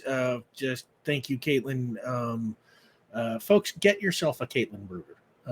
Seriously, I don't know if there are other ones out there, but if there are, secure one. And I see we also there is a Caitlin Bruderer. No, you're the Bruderist. I don't want to I'm hear the it. Bruderess. And it's also strange because she has a sister who is the same name as my sister, and they are the Bruderers, which is hysterical to me. So Caitlin Bruderer is not, in fact, Bruderer than Caitlin Bruder if you are the Bruderist. Theoretically, That's yes. confusing. Okay. Yeah, I know. Math. Continue brooding. We'll find out. Yeah, we also apparently got that much closer to our ultimate goal. $50 left until we unlock tonight's After Credits lore drop, and I promise you this is a fun one. So you land at the junkyard, and quickly it's very easier for you to notice that it is a junkyard. It is mostly old cars and old car parts, just kind of in big heaps and stacks, and a junkyard. And there is a small business office, and across the top of it, there is a small sign. Looks like it is very old, and it says Gribbles Junkyard. This appears to be a junkyard. Oh, it is beautiful. Vion, how have we never attended a junkyard before? That's a good question. We'll put that on the list. Oh, well, we are accomplishing it right now. That is efficiency True. itself. To put an item on the list and accomplish it immediately. Absolutely. Oh, thank you. We should investigate it for any clues and salvage. Yes. Can we see if there are any like cameras, like the front gate, the like anything? Give me an investigation roll. I ask questions. Don't have follow through on. That's a 7. You do not see any cameras anywhere. Oh, Benny, are you searching the sky? Yes. Cameras would be up high, probably. Oh, maybe. yes. Yes. Not gonna be very We will look as well. Please Let's do. give me an investigation roll. I'm using these new dice, and I don't know what the 6 means, but it's cute. Oh god, nobody's ever gonna be able to see it. It's like an A with like some stuff. Maybe it means, hey, you got a 6. Hey! Okay, so that is a lot of numbers. 6 plus 8 plus 2. All right, you look around and pretty definitively, you're pretty sure there are no cameras here. Oh, this is not a place that has any surveillance. There we go. Perhaps, well, we would like to discover some parts to repair this hard drive with.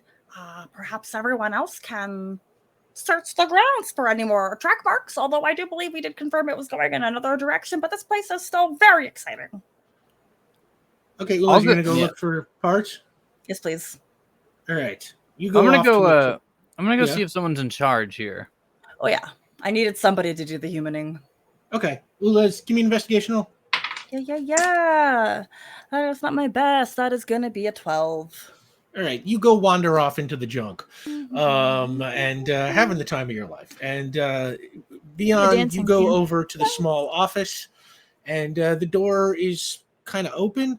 And so you poke your head inside, and you look around, and you can see the back of a person who seems to be sitting at a desk fiddling with some stuff. Is it okay if I have joined you, Vian? Just following you around. Okay. Yeah, absolutely. What time is it? Yeah, let's do a bad plan.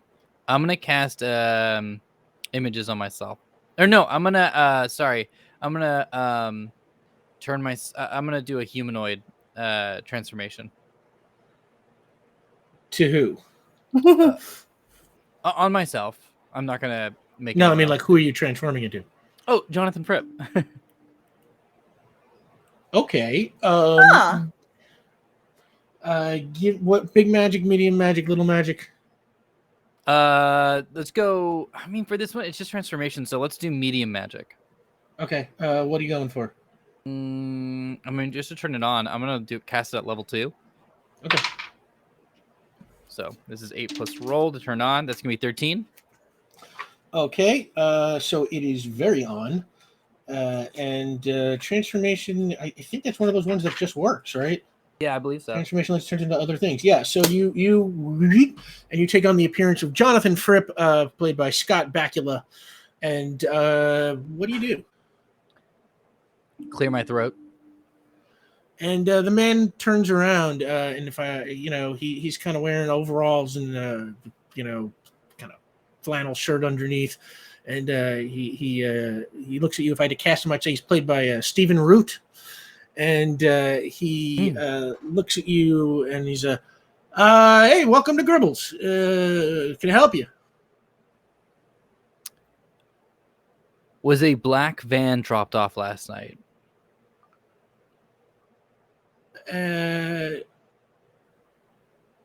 Are you with the Department of Investigation?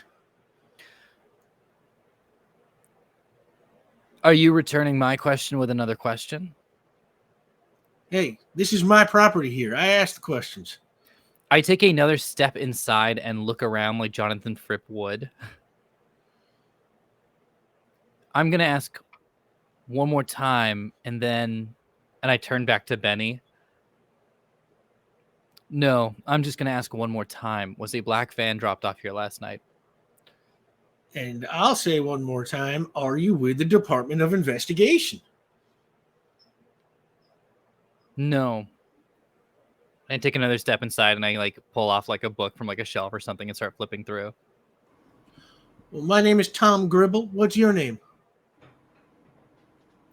Tom, my associates were supposed to have dropped off a van here yesterday.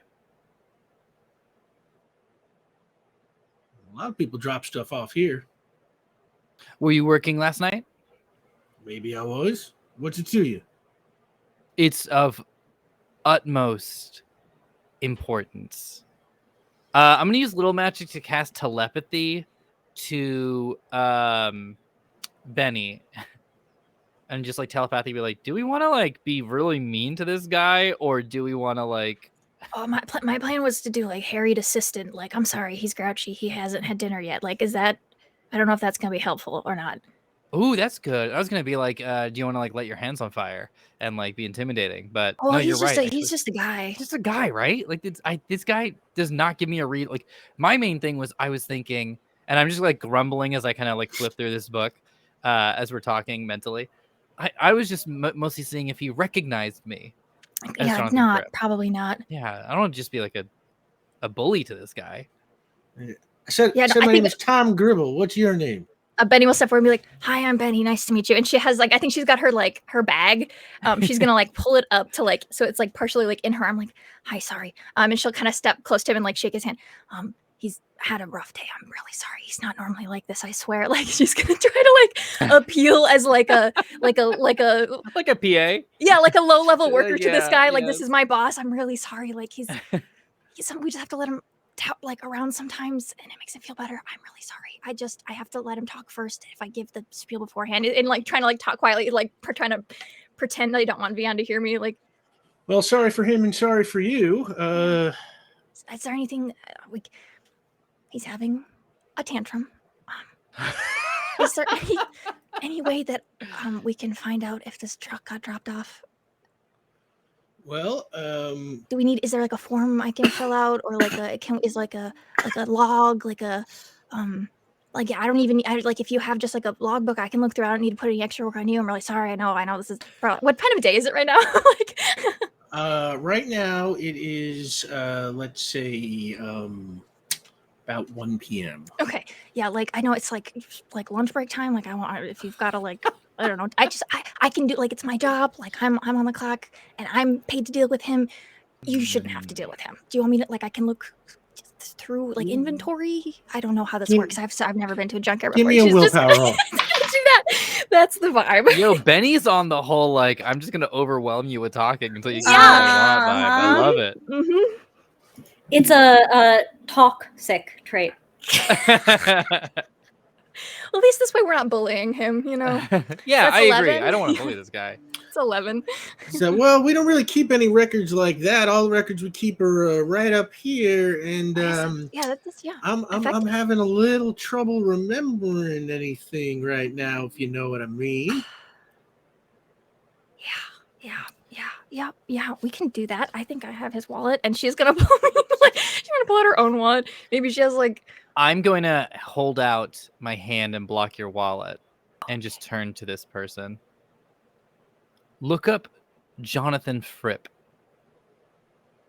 And he kind of looks around the office, and he's like, "Where would you like me to look that up?" And Benny will be like, see, there's no computer in here Yeah. or anything. Benny will be like, I can help, and she'll pull out her phone and she will pull up just a Google page and Yeah. Jonathan Fripp and hold it out to him. Just like And he very like kinda- long, like very suffering. Like this happens like often. Like You have this He page kind of bookmarked. pulls out some like bifocals and puts them on, and kind of leans in real close to look at the thing. bifocals. Yeah, come at you. Oh, it And he says just here looks- you're a very rich man. Yes. tries to look really embarrassed. Like In fact, Well, that's just a touch of what I can do. Is there something, Tom, was it? that's right, Tom. Tom Gribble. Is there something, Tom, that you could use or want that money could not afford? I'm a very, and I want to lean in very close, resourceful man with many resources at my disposal. And Can I'm we telepathically barter? communicating with Benny and just like, I don't know what the hell I'm doing, No, honestly. you're doing great. You're doing great. Okay, Give me a and Benny willpower will roll. Benny will do like a step. These two are doing like a little like one edge play right now. And she'll like somebody like, can we barter something? Is that fine? Like, I guess he doesn't want to do cash right now. Is there something you need? We could do a be of service or get you something ordered. I don't know. I don't know what he's trying to do right now. Like just like very like undermining, but like on purpose, like trying to Cash appeal is to just him about the via only how. thing that cuts the mustard around here. I see. I got a 7 in willpower. Yeah, he sort of just holds his hand out again. Uh, Very rich man should not really be a big deal to you to, help jog my memory. I am going to. Oh my He just has god. a thing about paper money, and that's why he's being weird. We'll get you something. Just hold on. He needs to go through the motions. It's like a whole type 5. We'll get there. It's okay. Just give him a minute and like just. I'll like reach into my like cardigan pocket, pull out a pen, but I'm gonna cast images on it. I'm gonna cast the image of a stack of cash. I'll use little magic. All right, turn on images. Make a give me Here a we roll. go. 8 plus roll. That's going to be a 12 to turn on. At level 4. Yeah. Okay, yeah, you've got that on. This might be funnier than when we haunted people. Like this is so this is so weird.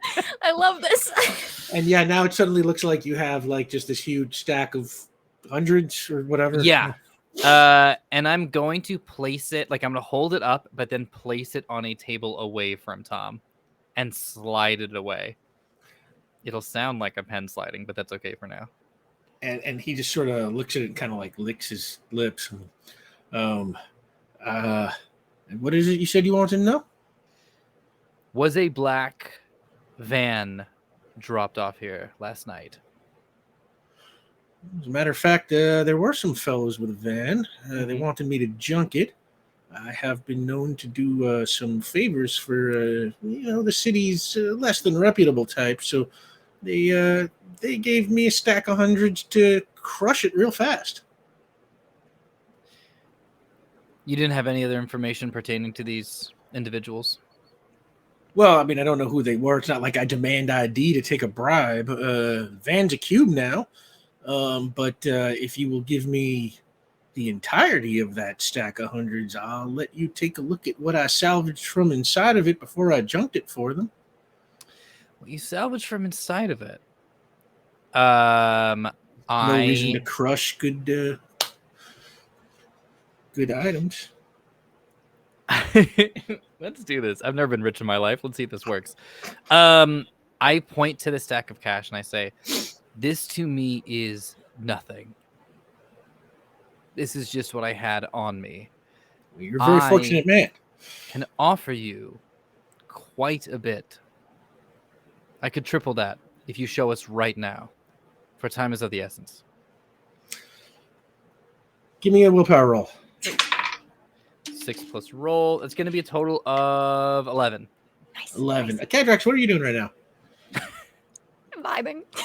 I mean, always Oh. literally character. The irony being that like Cadrax is the least vibes of like anyone. But yeah, ping. Pinging what? The Well, junkyard? Isn't around to know what's going on necessarily in the office. And so they were reconnoitering, like, are there other living beings in this junkyard we need to be aware of? Are they holed up here? Is there something? Are there any sorts of interesting objects? Anything like that? Okay, give me a Right. ping roll. If at first you don't connoiter, then roll a very large number. Thank you, dear.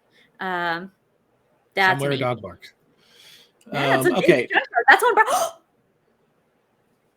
Yeah, That's fine. you detect, Ulez wandering around in the junkyard, a whole lot of raccoons, stray cats, maybe a couple of dogs kind of roaming and sniffing around, but no people.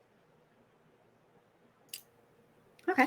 I mean- Does the 18 find any interesting objects for Ulez? You are able to find some busted up computers that have been junked that might have parts that can be used in a hard drive. and you steer Ulez to them. And Ulez, Oh. give me an intellect roll applying your tech bonus. Oops. Oh God, don't fall. There we go. Happily. 6 becomes 14, 15, 16, 17, 17. You get to work putting that hard drive back together with those parts. Meanwhile, inside, Tom Gribble pulls a cardboard box from under the counter, and he digs around in front of in it and pushes it towards you. And what you see inside the box is a bag of plastic zip ties, like those big ones that cops use to like bound the wrists of suspects when they don't have handcuffs. A pack of Morley cigarettes that's got 3 cigarettes left inside, and a parking ticket from Summerstone General Hospital in Briarwick dated Saturday, October 2nd, which is yesterday. Okay. I am going to, I'm gonna hum and haw to myself, and I'm going to postcog the cigarettes while not broadcasting to Tom, but then using my telepathic link to just tell Benny what's going on as I postcog it. You postcogging the cigarettes. Yeah, so this is 4 plus roll. That's a pumpkin. That's 10. You see one of the kidnappers, dressed in black, ski mask, sitting in the back of that van, lighting a cigarette, and he says, "I'll feel better when we're back at the safe house." And then, with the ski mask still on? Yep. Wow, smoking with a ski mask on. This person's a little paranoid. The ski mask is gonna smell so bad though in that That area. is Or aware of who might investigate and what their capabilities might be. Who knows? I'm gonna get you. I'll postcog the parking ticket. Give me a postcog roll. And Benny, you're getting all this, just so you know. That's a 2, so that's gonna be a total of 6. 6. You see a man. Mm-hmm. If I had to cast him, I would say he is Jake Gyllenhaal. Okay. And he is wearing jeans and a leather jacket, and he walks into Summerstone General Hospital, putting that ticket in his back pocket. And he walks straight to the elevator, and there is a woman already inside the elevator, and she says, "What floor?" And the man in the leather jacket says, 5. And then, shoo. Well, that's definitely a lot more information. And what was the first item again? Bag of plastic zip ties. Why not? Let's postcog that real quick. Give me postcog roll. While he's taking a second to do he's having his whole brain thing, Betty's just gonna keep up with the platter. She's like, I'm sorry. He's like, he just needs. He'll be down in a second. How is your week going? So, it's going much better now. And he points at the stack of cash. Oh, people say that, yeah. About that. Tell your boss he's welcome to come ask about junk anytime at those prices. You might not want to invite him back into your home. He's like a vampire, but it's okay. That's fine. What did you get? I got a 9. 9. Okay. You see one of the kidnappers sitting in the back of the van, and he's kind of playing with the zip ties, and he says, "You really think Rich Boy will give us trouble?" And one of the other kidnappers, kind of with an air of authority in his voice, says, "No. But we can't kill him or let him die until we've got the money or the deadline hits." And then... Okay. So I telepathically communicate to Benny. All right, this is pretty much all we're going to get. Are we good to make our exit? Do you want to, Dickens this up a little bit? Because I feel kind of bad about lying to this man about the money. Do you mind if I kind of throw, a wrench into the whole thing, but we, leave him with, a moral? Sure, yeah, that's always fun. Okay. I hold up my hand to you. Oh, okay. We're doing okay. And so and I turn to Tom. Tom, we haven't been quite honest with you. You see, we are not Mr. Fripp and unnamed assistant. We are actually spiritual tests, and I'm gonna phase both of us. And you have passed. You have given us what we need, and you will get one boon. And still telepathically. I feel a little bad about this, but I don't think it's going to be completely a lie. All right. And I'm just going to say to him, that stack of cash over there, watch it carefully, Tom. And I'm going He to drop looks at it. images. And so now it's just the pen. I did not lie to you when I said that it would be worth so much more if you assisted us. Take that pen, write your life story, go get it published. That is your wealth.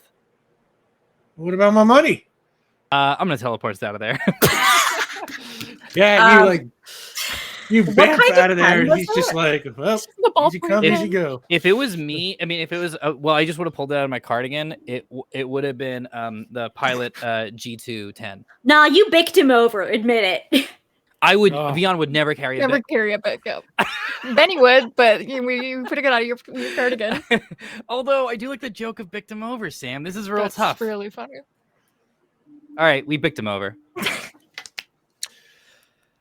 Yeah, and he's just, easy come, easy go. And Well, sure. Yeah, well, we could have just haunted him, actually. I felt bad. Now it would have been fun to just haunt him. We did a little bit, I guess. But meanwhile, outside, while this is going on, Ulez, you have got that drive working again. Yes. You're trying to interface with it now? Of course. Give me an interface roll. Okay, don't fail me. Oh. Don't fail me now. Okay, how is a 9? I don't know what I can add to this. Investigation. It's got a ton. You can add investigation. Okay, 11. All right. It's got a ton of security on it. Needs a password. You want to try searching for the password? Yes. All right. Give me an investigation roll. You can add your tech bonus. That I appreciate. That's much better.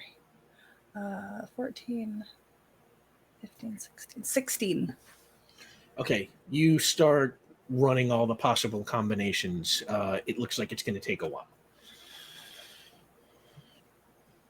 Les is just making faces at all the technical things while their lights kind of shimmer a little bit throughout the day. Meanwhile, Benny and Vion come out of that office.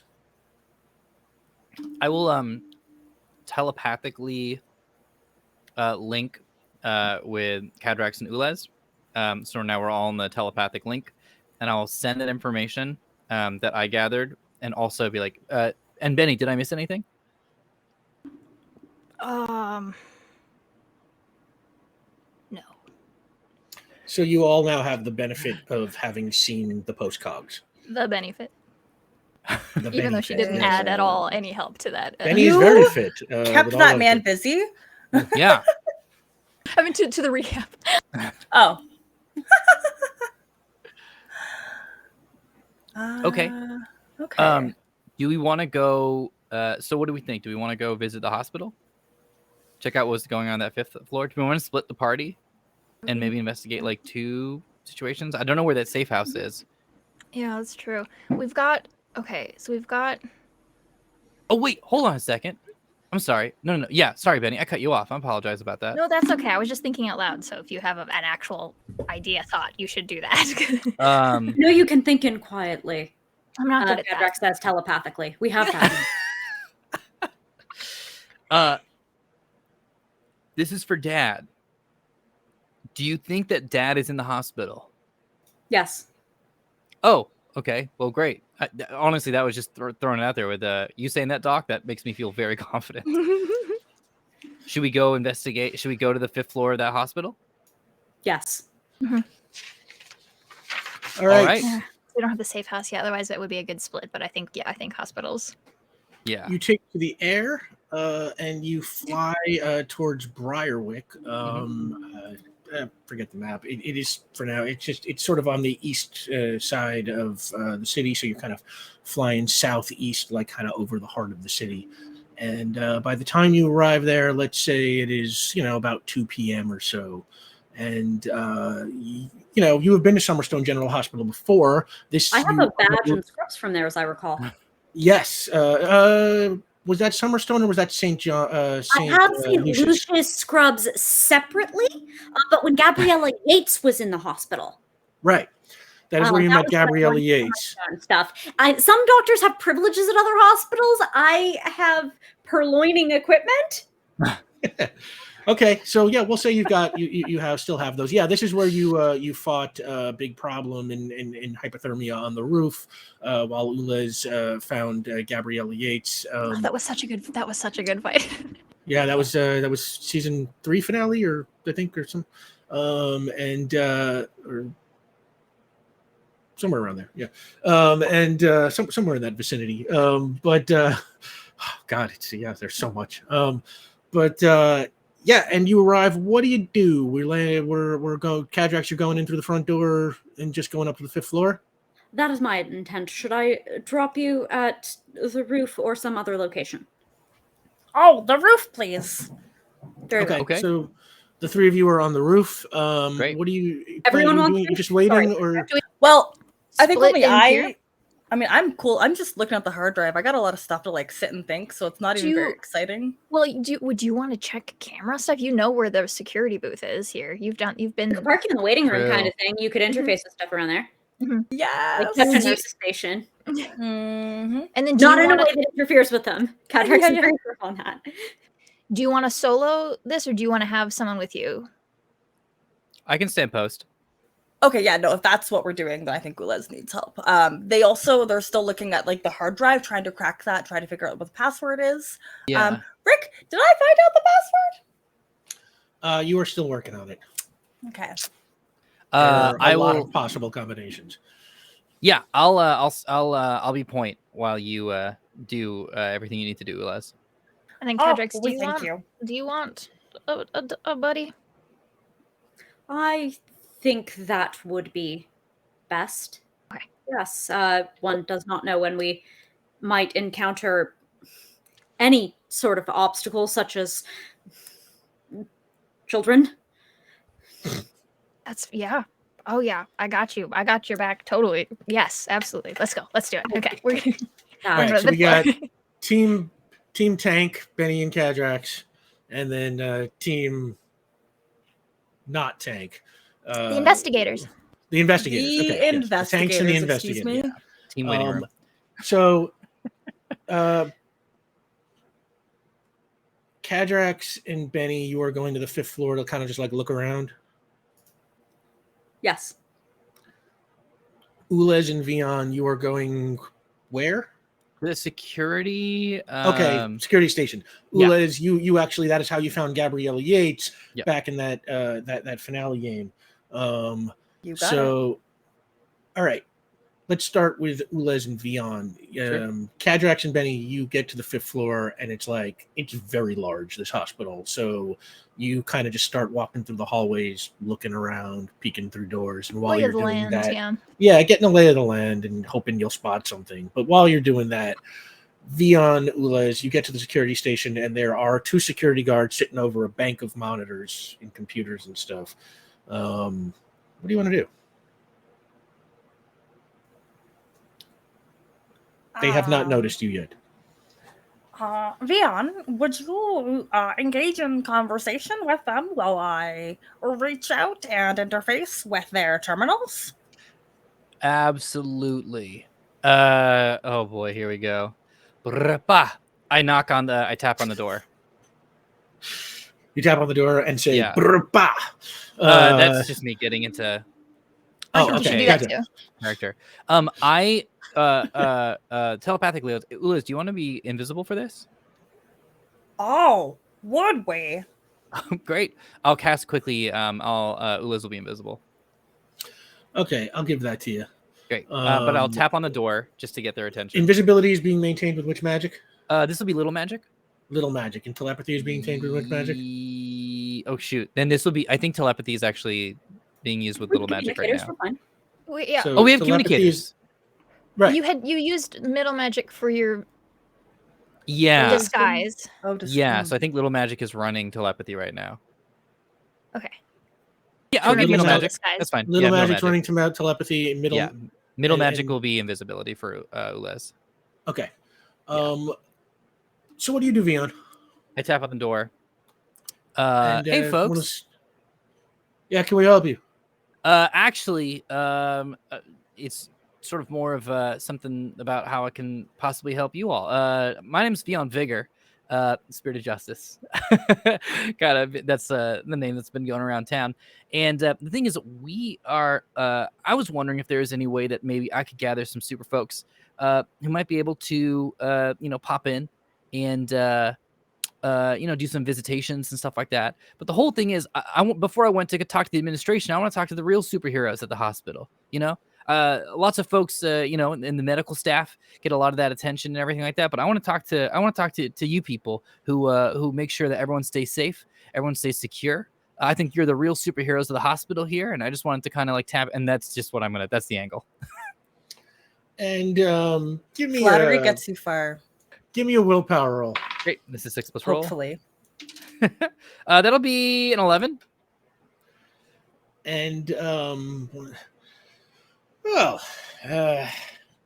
is nice to get some recognition every once in a while. Spirit of Justice, eh? That's what they call me. Well, what can we tell you about ourselves? I want to go and just grab a chair and just sit down and bring their attention on me as much as possible as I kind of lean forward. I really want to actively listen and engage. What is your day to day? And I'm not asking when you get here at the hospital. I want to know. And I look at one of their badges. Who am I talking to? You're talking to Lara Hamblin. She's played by Edie Falco. Oh, wow. They get. All right. What is when you wake up in the morning and you choose to show up to work and to make sure that folks who are getting better and are healing stay safe and have that mental security as well, what is going through your head? And that's it. That's how I'll kick it off. And she's just like, ooh, well, when I wake up in the morning, I'm asking myself the big questions, because I'm a security guard, and being a security guard is about answering the big questions. I'm talking philosophy, metaphysics, the big questions. Hit me with it. And as she starts rapping with you, Ulez, what are you doing? Putting my little fingers all over the computers. Give me an interface roll. A for A. So that is, you said interface with investigation. I'm looking for stuff. Well, first interface just to see if you can interface with a computer. Valid. Okay, that's gonna be a 14. 14. Yeah. Okay. Wait a minute. 14. Oh, because you can add your mechanics bonus. So you got 6, 7, 8, 9, 10, 11. How do you get to 14? Interface comes from my intellect. Interface is your power interface. But it works at your intellect level. I'm sorry. It's been so long since we've done a pure interface. You scared me. Oh my God, Rick. If I've been adding an extra 6 points to my interface. No, I'm sorry. Game. I'm sorry. No, you were right. I forget. Sometimes when we don't do one of these pure rolls in a while. Tight. Yeah. Did I mess it up that bad? Okay, no, we're good. Oh, don't worry. I mess up the rules every game. Don't worry. It's you are easily in. Now roll an investigation roll. What are you looking for? What am I looking for again? You're scrubbing the security footage for that face that we saw, right? Yeah. The guy in the jeans. Did we have leather jacket played by Jake Gyllenhaal. We had literally a time. Yeah, it was Saturday. I forget the exact hour, but it would be on that parking ticket. Okay. That's what I needed. Thank you. The parking ticket would have said it was October 2nd. I think it was Saturday, October 2nd. Let's say it didn't have a time on it, but I'll say it probably should have. So it's let's say it was 2 p.m. Hell yeah. Okay, perfect. So I want to pull the footage from the last hour before and after. So 2 hours. Okay. And that's investigation. Yeah, investigation with any bonuses that apply, which is I guess your investigation bonus. 14 again. My lucky number. All right, yeah, you don't have trouble really tracking this guy. He's not even trying to hide. He walks right in, goes to the elevator. You see him talk to that woman, assuming that's the vision that Evian had of him telling the woman 5. He goes up to the 5th floor, down the hallway, makes a turn, and he goes to room 111. Room 111. Team, room 111 is where the individual has gone. Please investigate that area and be safe. You get that message, Cadrax and Benny. Thank you. Any luck finding the car on parking garage cameras? Their car. Ulez, you want to make another roll? Yeah. There's always room for improvement, or to be worse. No, you're Ulez. Amazing. 15. I'm being told to unlock the lore drop. Hey! Thank you so much, everybody. Honestly, I say this every week, but it's like we are so incredibly grateful for all the support that you have given the show. $250.69. Nice. So reliable in so many ways. Thank you so much, everybody. This is a fun lore drop, I promise you. Ulez, you see this guy getting out of a Range Rover. You can't collect the license plate. It's the resolution's kind of not high enough for that, and it's sort of it's the camera's not angled exactly right. It's a dark colored Range Rover.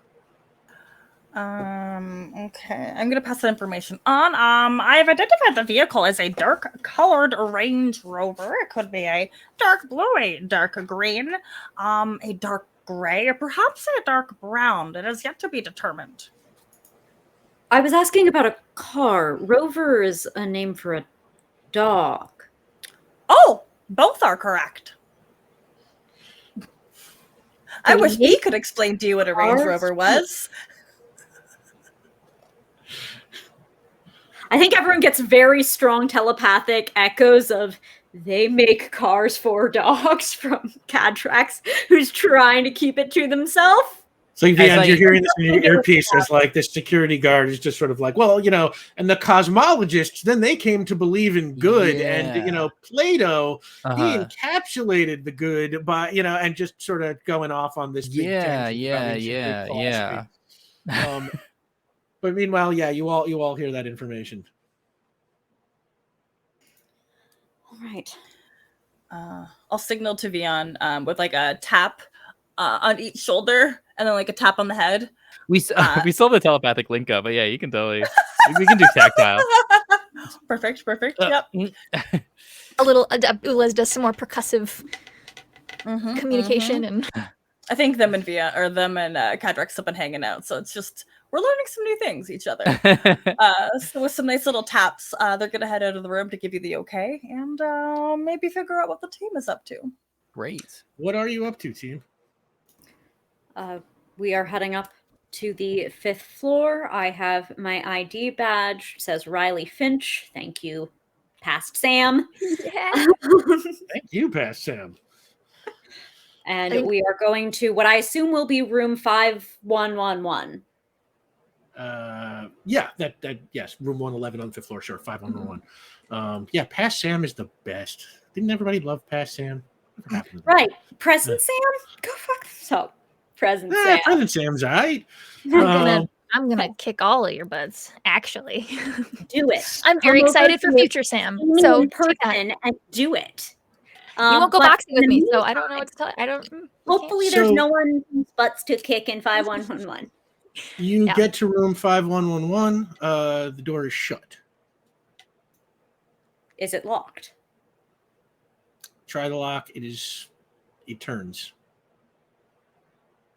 Ping. Give me ping around. Woo! Ooh, 19. Easily, you can tell there's one person in the room. They are lying in a hospital bed. Okay, there are no crossbow bolts. Oh, not that wow. you register on the ping. Excellent. I will enter the room. Too soon. All right, you you enter the room, and you look around, and I won't even make you roll to see. You see the person lying in the bed, and you immediately recognize the face of Mickey Bomberg, played by Billy Crystal, who is lying in bed, still in a coma.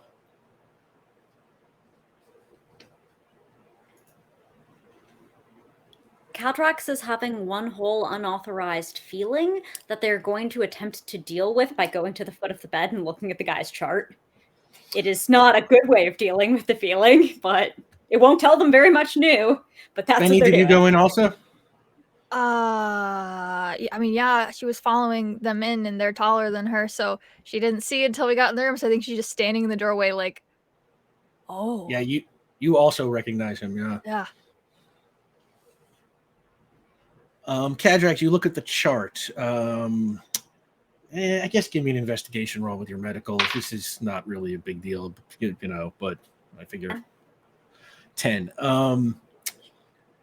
You go through the chart. You see that he has not woken up since his coma, since he has been checked in or transferred here from Serrano Memorial Hospital, a year ago. The chart lists his next of kin as son, Aaron Bomberg,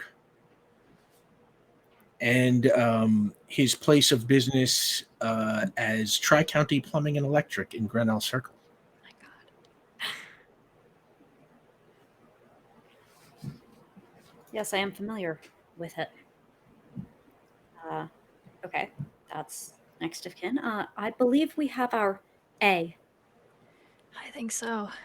The name we are looking for is Aaron. Aaron Bomberg. Oh.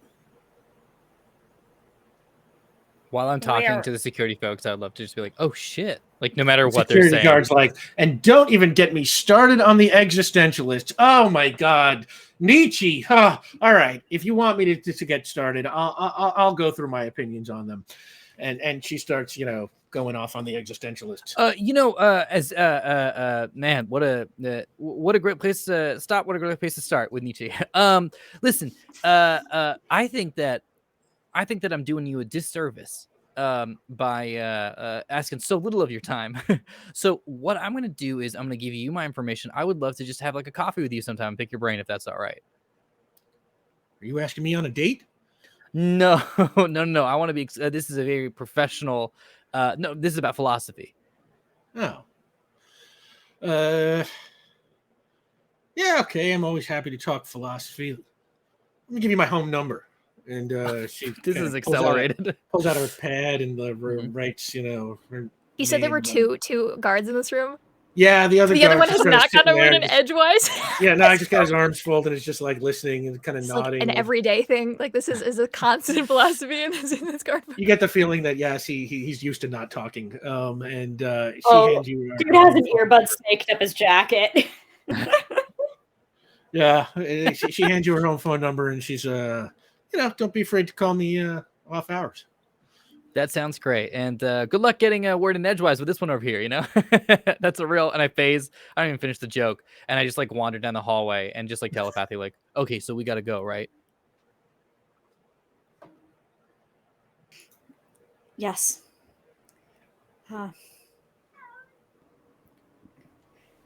So, okay. How is Bomberg tied to Fripp? We were wondering that as well. Maybe Cadrax, please. Is it just a money thing? Do they just need to pay for his treatment? Can you get to a computer, Ulez, and see like bank statements or billing statements? Oh, absolutely. That was easy enough. I imagine. I'm still invisible too, so I'm just walking up wherever I want to go. Okay, yeah, I'll say you pass a nurse's station and you are able to sort of touch a computer since you are invisible. Give me an interface roll.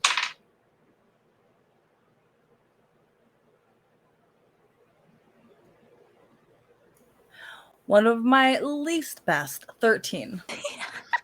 You can, that's fine. This is a hospital computer system. You're not hacking the CIA here. It's I've also been in the system so many times. Yeah, that's true. Yeah, definitely. You can see that Mickey Bomberg's medical treatment is paid for by his insurance company via his insurance at Tri-County Plumbing and Electric.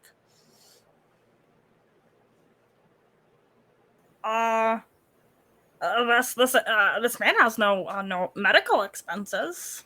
It is all being covered under his insurance from his work. Which is a front. Completely. So it's not a money. Well, if it is a money thing, it's not to pay for this. It's personal? Which is valid, but we're missing something still. Yeah. Should go pay him a visit? Let's do it. I wonder if they've repaired their wall. It's time to find out. That is a great beat to smash cut. Oh God, no smash yet. Yeah, you arrive at Tri-County Plumbing and Electric. Jake, can I get the Baronsdale map for a second? It is in Grinnell Circle, so you got to fly all the way south over the river back into Baronsdale. And you come down in Grinnell Circle, across the street from Tri-County Plumbing and Electric or something like that, behind the building. Where do you want to land? Let's land on the roof and ping straight downward, shall we? Okay. You land on the roof. Give me a ping roll, Cadrex. 15. Okay. Ping reveals 2 people inside. Either of them sitting or lying down. Both of them are sitting.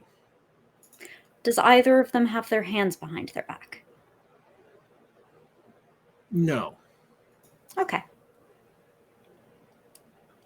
Very well. There are 2 people inside. Neither of them is tied up the way that we were when we were captured and put inside of this building. So they are not restrained? So Fripp might not be here, but Could we enter invisibly and Maybe. use stealth and then surprise if we must? do we Yeah. want? How much do we want to talk to them? I think would also be like, do we just not care, or are we gonna go do subterfuge and like learn some stuff, or do we actually want to have words with them? I'm fine with either, but I feel like maybe we should establish that beforehand.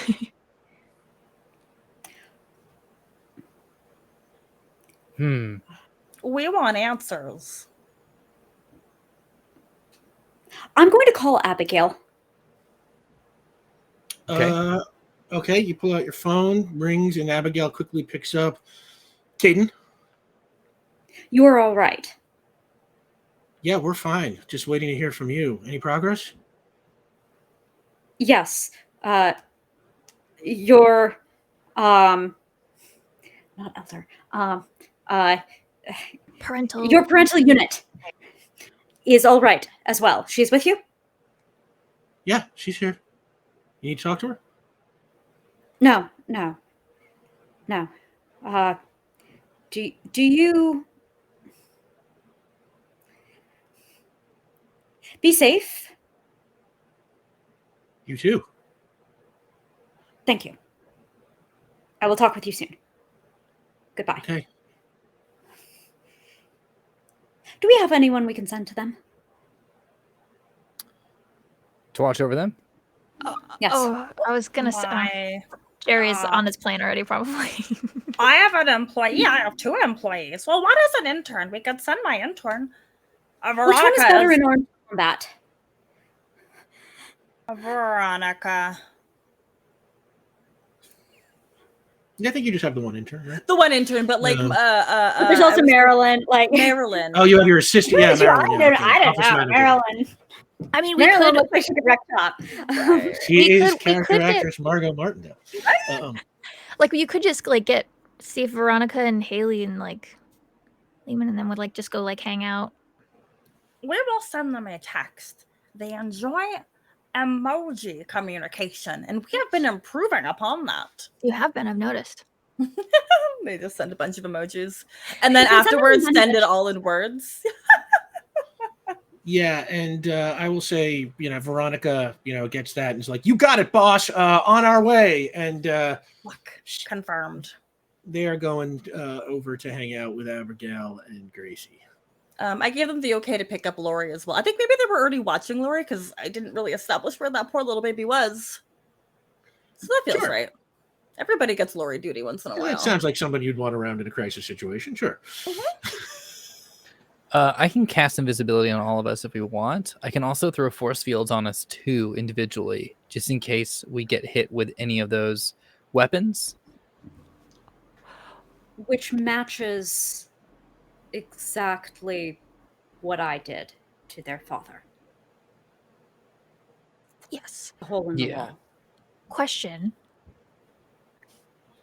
Prime haunting site. Throwing that out as a concept to You want to get haunt them up? information. I don't know. I just think this would be great. Like, they don't know we're coming. And we have a whole building. Do you want to take point on this, Benny? No, absolutely not. I think I've been on a play pretend kick today, and I got excited about it, but we super don't have to do that. We can do it. Jake, we could probably lose the map now. Oh, I don't know if it would be beneficial in any way, shape, or form. I don't know what beneficial. I don't know what our motive here is. Information. Do we want to scare them? Do we want How bad do we want to get? How bad do we want this to be? We have an investigation to accomplish. We have until 6 p.m. Yeah, correct. It's like 2 or something, right? You said, Rick? Vian, you are welcome say by to now do... it's like 3. 3. Okay. Oof. Okay. Vian, you are welcome to do whatever actions you deem necessary, but we will investigate. Haunt, and distract, so you can go and look at everything you need to look at. I'm gonna feel real bad about this, but I have an idea. Let's go. Don't do that one though. That one's gonna be mean. Yeah, you know what I'm talking about. Pretty mean. That'd be pretty mean. Is it pretty mean? I mean, it would be effective, but it would be really mean. I mean, these homies are kidnappers. I know. I don't know. But he's their dad. Yeah. He's a piece of shit, but like he's like their kid. I don't know. I'm conflicted. You decide. Perhaps a cultural reference, Ules. Many of them, and we have lost the meaning of most. Oh, sorry. Of them I think what we were kind of forming was that I would appear as their father, astral projecting to talk to them. Feels mean, right? I was like, it's a little disingenuous. It's very disingenuous. Literally lying to them. You are not truly a poltergeist who haunts people. Is disingenuity a concern of ours here? We did not think so. That's It true. has never been a concern before. just like on an emotional level, like, are we trying to emotionally devastate them? I think, okay, what if we don't put any identity Lies. on it and just let them extrapolate what they would like to? It's not a bad idea. You know what? We don't have to do it. And I phase. Why don't I just go have a conversation with them? Also an option. Yeah. We want information. As long as we can accomplish that, Great. then we are content. If, I'll totally buy you some time. Yeah, if maybe team, You want Team Ghost? yeah, and then the other two are invisible. Sure. Cadrax, Ules, you want to be invisible? Yes. Yes. And then Great. you can try to get all your information, and maybe we'll get some information, but also distract them at the same time. Perfect. So I'm gonna. Should I also be invisible? No, we'll just be ghosts. Okay. I'll cast invisibility with little magic on Cadrax and Ules. Okay. I'll give you that. It's, Okay. Not in the midst of combat. And then I will hold out my hand to you, Benny. I'll take it. I'll rephase and then I'll unphase and then rephase, and then sink through the ceiling to head down to them. Okay, so just so I am clear here, Mhm. Benny and Vian, you are playing ghosts and like Princess Gazorna style here or something. and just- I was gonna have a more honest conversation Yeah, we're just with gonna them. talk to him as Yeah. Okay. well ghosted. So Yeah. you're just gonna phase and go talk to Yeah. them. Cadrax and Ulas, what are you doing? You're invisible and you are rifling through papers, documents, Can I investigate? cameras, computers.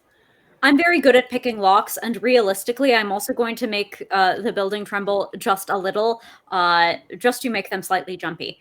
They have committed to not haunting. I have not. I think it is a very good idea, and I think they should be on edge. It's gonna be really fun. Okay, let's go. Mhm. But Okay. I can do that from anywhere. In fact, I can do that from all Baronsdale, as I discovered, to my dismay. Yeah, Kadrax Ulis, what is your approach? How many stories is this building again? Remind me. Is it like two?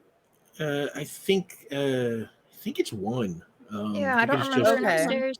Yeah, it's like it's like a shop with a big back room. Is it like the long hallway and like I remember it went for a bit. Fire and Yeah, it's like there's like a front. Like I mean, if you say Kadrax, if you remember like what it looks like last time, it's like the front. There's like a cash register on a counter, like where customers come in.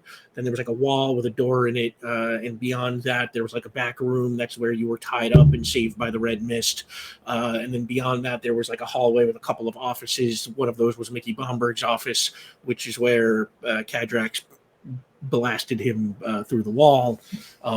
I will say, when you were flying over, you can see that the wall has in fact been repaired at this point. of course, yeah. So what is your approach to get into the building? They're about to phase through. If Ulez and I fly down invisibly, and I am planning on giving them the shakes, maybe I can time it so we go like it's a shake and the doors open kind of thing, and then I can just fly Ulez up along the ceiling from there. Just make it part of the whole thaumaturgy of it all. And try to coincide with their drama. So you're going to go to the front door, and then as Benny and Vion drop through the ceiling, you're going to like shake the building and then fly in. And yeah, that'll be an excuse for the doors also opening as invisible creatures then fly. Yes. One question to Omar. Do you want to have some sort of disguise and then I'm invisible, like so that we're like? I've got an idea. You have an idea? Okay. That's okay. So Do you have something in mind? No, I was just like, if they're leading into like the haunting, then we can at least obscure like our identity like a little bit. But if you want to talk to them like as Vion, then that's also fine. If you're like, yes, Great. this is what I'm doing, that's also totally fine. I was just like, I didn't know if we wanted to like do something like extra spooky, but have a conversation like as the Grim Reaper would be kind of funny, but that's not like not required. Let's see how this goes. We can get some illusions also if things go south. Okay, so you're just going as Vion. And Benny. And Benny. All right.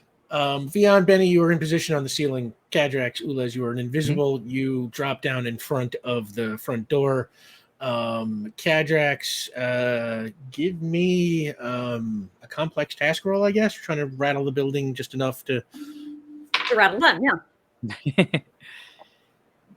Right, 16. 16. Oh, yeah. Okay. Easily, you are able, the whole building kind of shakes a little bit. And as it does, Benny and Vion, you phase down through the ceiling visibly, while Ulez and Kadrax, you fly in.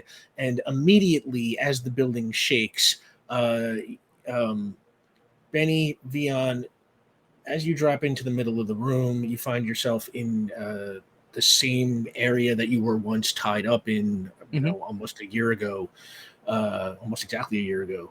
And you come down and you see two, gangster henchmen types. They are sitting at a table playing cards, and when the building shakes and you drop through the ceiling, they go, "They're here!" And they kind of jump out of their chairs and pull up these rifles. This kind that Kadrax, you were not able, they sort of slightly futuristic rifles. You were not high-tech rifles. You were not able to identify. Kadrax, Ulez, you are flying now through the front door, through the room, trying to get to the back. Yeah, like the back office probably. Yeah. Okay. Give me a coordination roll. Yep. Okay. 11. Okay. And you zip sort of right over their heads without kind of, hitting anything or making any disturbances in the air that tip them off. So you get right past them and head towards those back rooms. Meanwhile, they kind of pull the rifles on Benny and Vion, and they're like, "Don't move! Don't move!" I would like to fully establish that I am in the full like Vion current season attire, and so like I kind of like lift my hat up with my free hand because the other one is holding Benny's hand. And gentlemen, I'd like to introduce myself. I'm the Spirit of Justice, and this here is the Fire of Integrity. We are here to find out exactly what is going on. We are not on the side of Jonathan Fripp, but we would like to get to the bottom of this. For it is our duty, it is our privilege to protect this city. And they're like, "Yeah, well, it is our duty and our privilege to protect this building. So get the hell out." Where is Jonathan Fripp currently?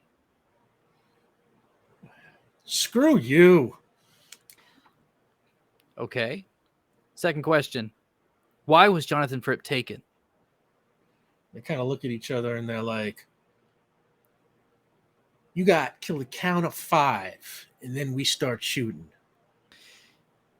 You have, I suppose, then in that case, and I turn to Benny, just kind of like, yeah? To the count of 5 to tell us what injustice has occurred.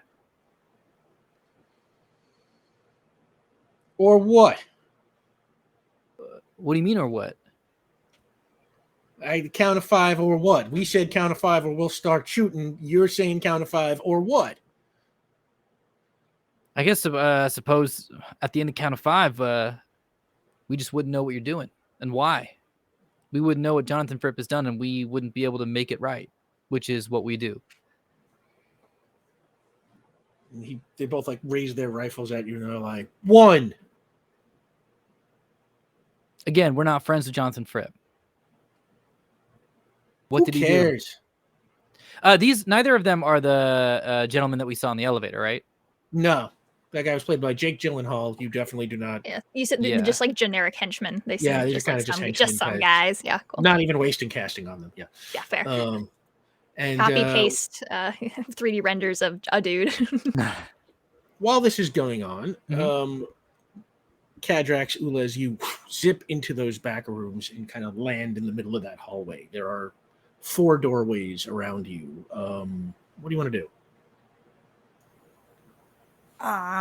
You try a door, I try a door. Ping. Give me a ping roll. 16. Oh my gosh. There are no people in any of these rooms. Thank heck. I'm mostly interested in file cabinets and computers. Mm-hmm. Things that one, Liz might want to interface with either physically or digitally. What did you get on your ping? 16. Okay, one of the rooms is an office. There is a computer. The other room, there's a computer, probably some filing cabinets. It's, pretty standard office stuff. The other room on that side of the hallway is filled with large crates. The 2 rooms on the other side of the hallway are filled with slightly smaller crates. Yes, why don't you check that one with the computer in the filing cabinet? Oh, excellent. We thank you. And like I'll touch down and my little legs will start walking over. Okay, you touch down. So you're going to open the door to the office? Yeah, if it's unlocked, hopefully. Okay, give me a coordination roll. Is it trapped? If it's another arrow, I'm gonna lose it. Oh my gosh, right though, but they were expecting us. Like they were 100%. Talk about full circle, baby. 12. I mean, crossbow bolt guy was hired by. Okay, 12, you are very smooth, and you open the door without really making any noise, and you enter the office.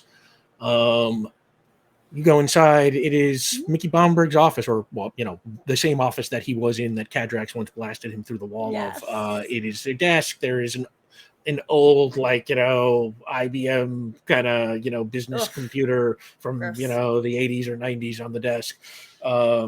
Just like ancient kind of stuff. And a couple of filing cabinets. Why don't you give me an investigation roll? Yes, please. That is going to be 10 plus, that becomes 14, 15. We said investigation 15. All right, you start looking around the office. By the way, it looks like we're going to go a little bit over tonight. It's not going to be too bad. So you start hunting through Mickey Bomberg's, or the office that was once Mickey Bomberg's office. Cadrax, what are you doing?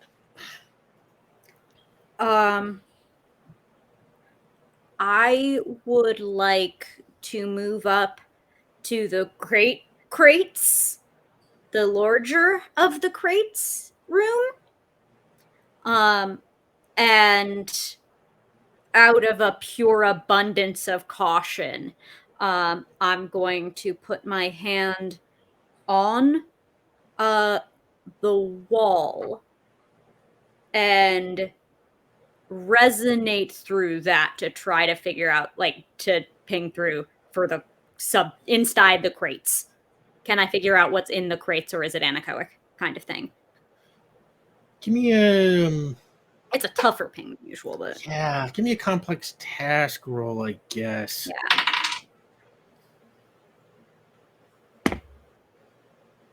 yeah. 16. 16.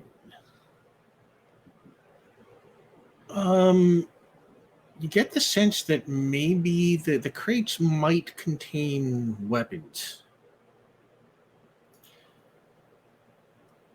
Do these crates match the shape of any weapon crates I've met before? To all the crates I've met before. If you were thinking of the weapon crates from Jonathan Fripp's place way back in the day, no, they're not the same. You know, it wasn't quite what I asked, but it's definitely what Cadrax is thinking of, so it's definitely what they're gonna like. Maybe there's some other weapon crates I've thought of in my time, but those are not the ones. Read your mind. So yeah, I'm not so those sorry about crates. what the squids are doing in there right now. They might contain weapons. You are not Alright, 100% sure. The picture's not totally clear through a wall. I will like that. silence bubble myself and open the door. All right. Give me complex task roll. 17. Hey, I was. Okay. You are easily able to silence bubble yourself, and you open the door and you go inside. All this happening at the same time that Benny and Vion's conversation, that we just went through was happening. Cadrax, you find yourself in a room, with stacks and stacks of wooden crates.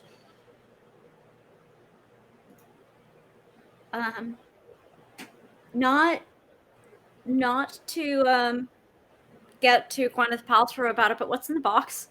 Yeah. A culture. Sorry, I was just very happy. Let's say, there's a crowbar around or something, and you are able to pry off the lid of one of those crates, and you see that it is filled.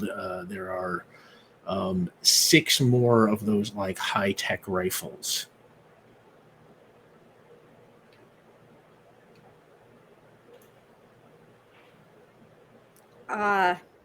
I think through the in the next room over, Ulez picks up a hypersonic whistling noise that I think over time they have begun to associate with when a human might say something of 4 letters.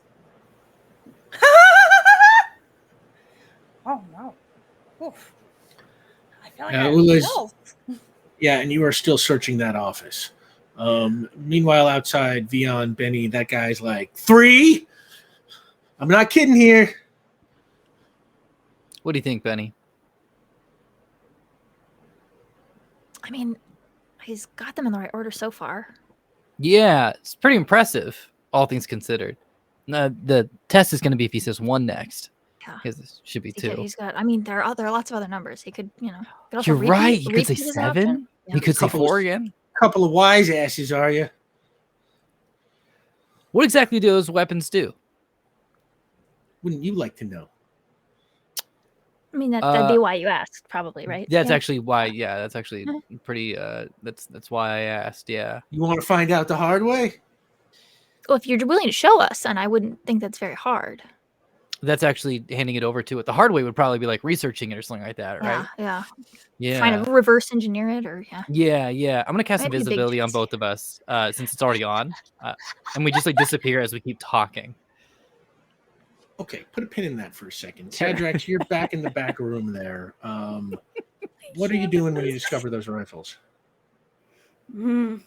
I will send the image telepathically to the team. And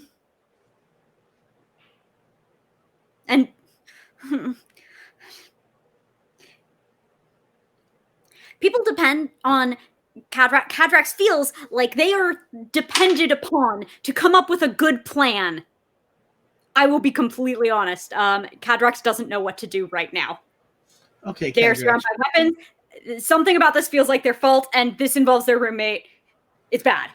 They're While froze. you are thinking about what the hell do I do now, and again, all this stuff taking place at the same time. Absolutely. Cadrax, you get a kind of strange, awareness, and kind of turn to the side of the room, and there is at the side of the room like a workbench. And on the workbench, there is a whole bunch of parts of something. And you walk over to look at them. Give me an intellect roll. Okay. May I add my weapons to this? Yes. Frack. That's a mechanically helpful but anxiety-inducing answer. 12.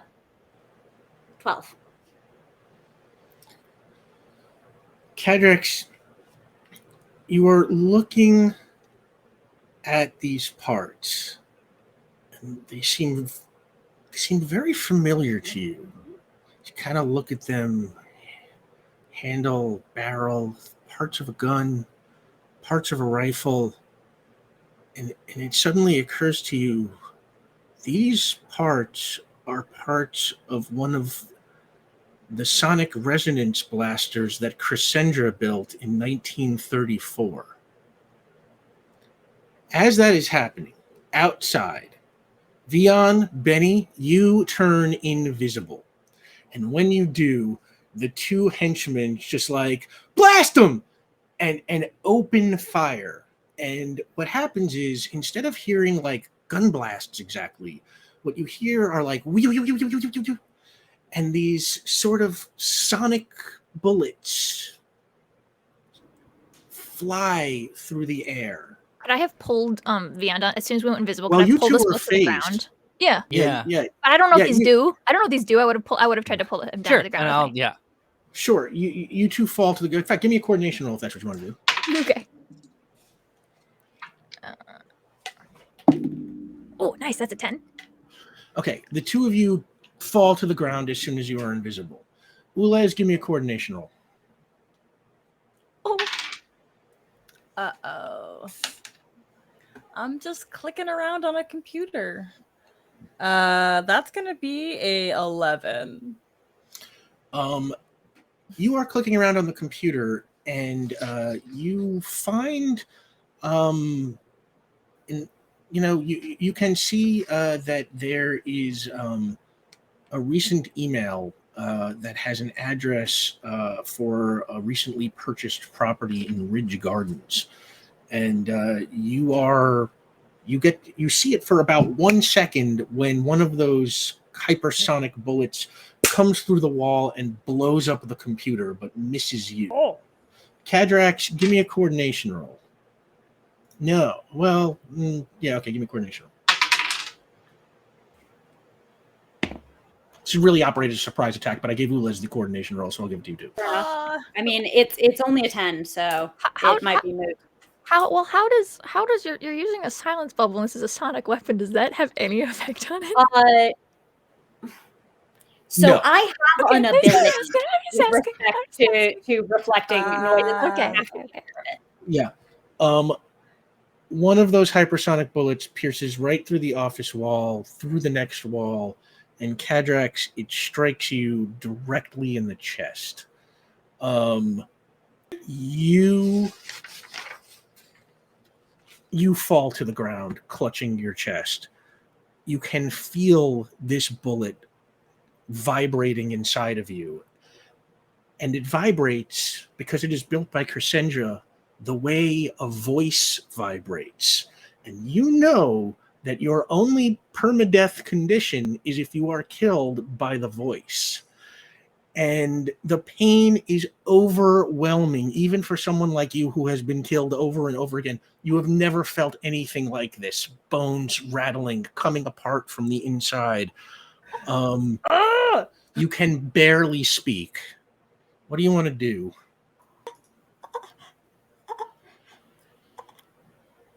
Do I hear that over the comms?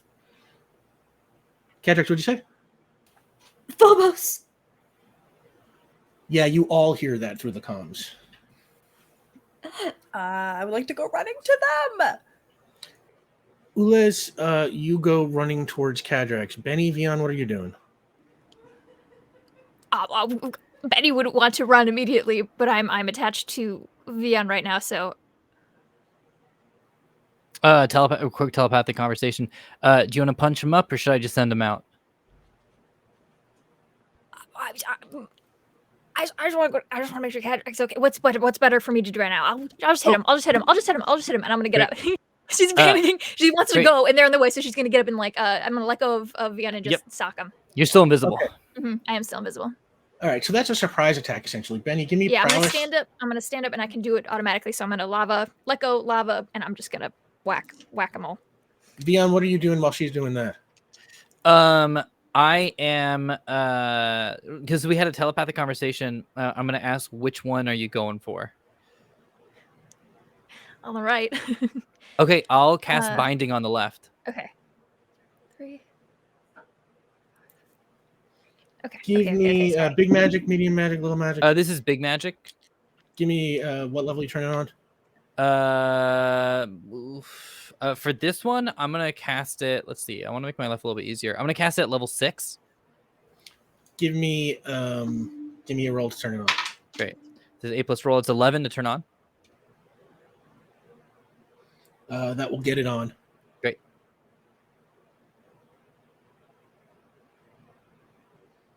What is your binding material made of? That's 10. Or no, I already did the roll. This is going to be. I'm just looking around, so this is gonna just like really just be like electric, like lightning, looking like rope that just like snakes around this person. Hold them. I'm gonna be just sort of above game a little bit. I'm just holding them for Benny to also knock this person out. It's just like one punch that person, punch this person. All right. You cast your binding rope. Benny, give me your prowess rolls. That was 17. 17. Mm-hmm.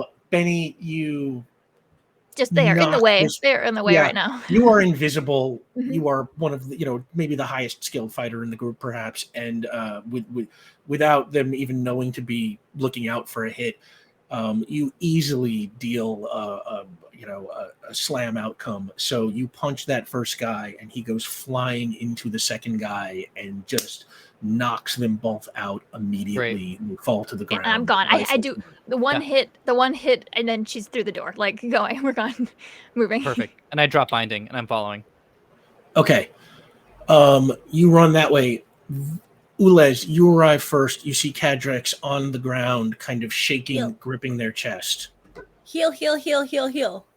Like a slide. Like in movies where they go to slide under like the gate that's like closing downwards and you have to like slide on your knees to get under. Yep. They just slide on their knees all the way to Cadrex. And I think hold on, let me double check. I believe it's ranged anyways. Ranged burst, yeah. So I can do it like from the beginning of the room as soon as I can see them. Okay. Give me you're just doing a healing burst? Good old-fashioned heal. Yeah. Okay. Give me your healing is level 5. Ranged. Just a little baby. Okay. Give me a healing roll. That's gonna be an 8. An 8. Okay. So, and if I remember, I could heal up to the max of my level, but there's something specific that we always forget. It's in my notes. Hold on, let's look. Yeah, I'm making sure I'm doing this right. Hang on, just make sure. Blah blah blah blah blah. Da-da-da-da-da.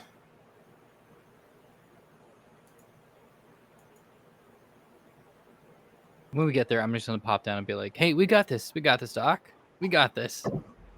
Yeah. Okay. So, Cadrax, Ulez hits you with a healing blast. It kind of heals the wound real fast, but the bullet still buried deep inside of you keeps shaking and starts repeating all of the damage. Wait, You there's start a real feeling it all bullet? again. Yeah. Yeah. Oh, I thought it was just like Cadrax? sound.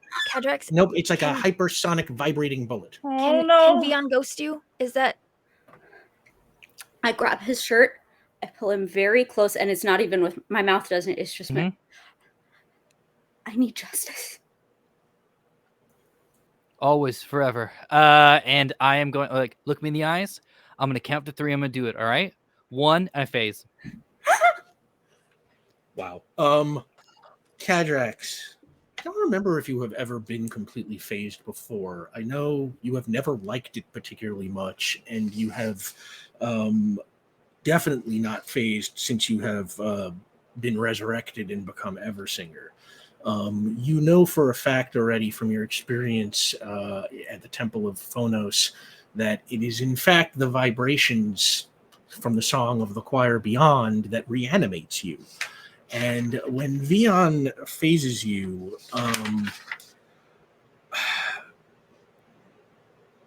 I'm going to say, even though it's very fast, for 1 second, as you phase away, the whole, you are being who you are, the whole hum of the world is always with you. You can feel every little vibration around you, like a dog's sense of smell, it's like, it is just how you see the world is in, all the vibrations all the time. And the Song of the Choir Beyond, always somewhere in the back of your head, that music that you hear from time to time. And for 1 second, it all just disappears. The hum of the choir beyond, gone. The hum of the world, gone. The bullet falls to the floor, and Vion unphases you. You no longer feel the vibrations coming from inside you. You look at your hands. You can see this vibration inside of you has sort of damaged your human form a tiny bit. You can see along your arms tiny cracks of the fractal light that constitute your true form are sort of swirling on your skin surface. And then they dim away, and you can breathe again. There you go. There you go. Let's get you set up.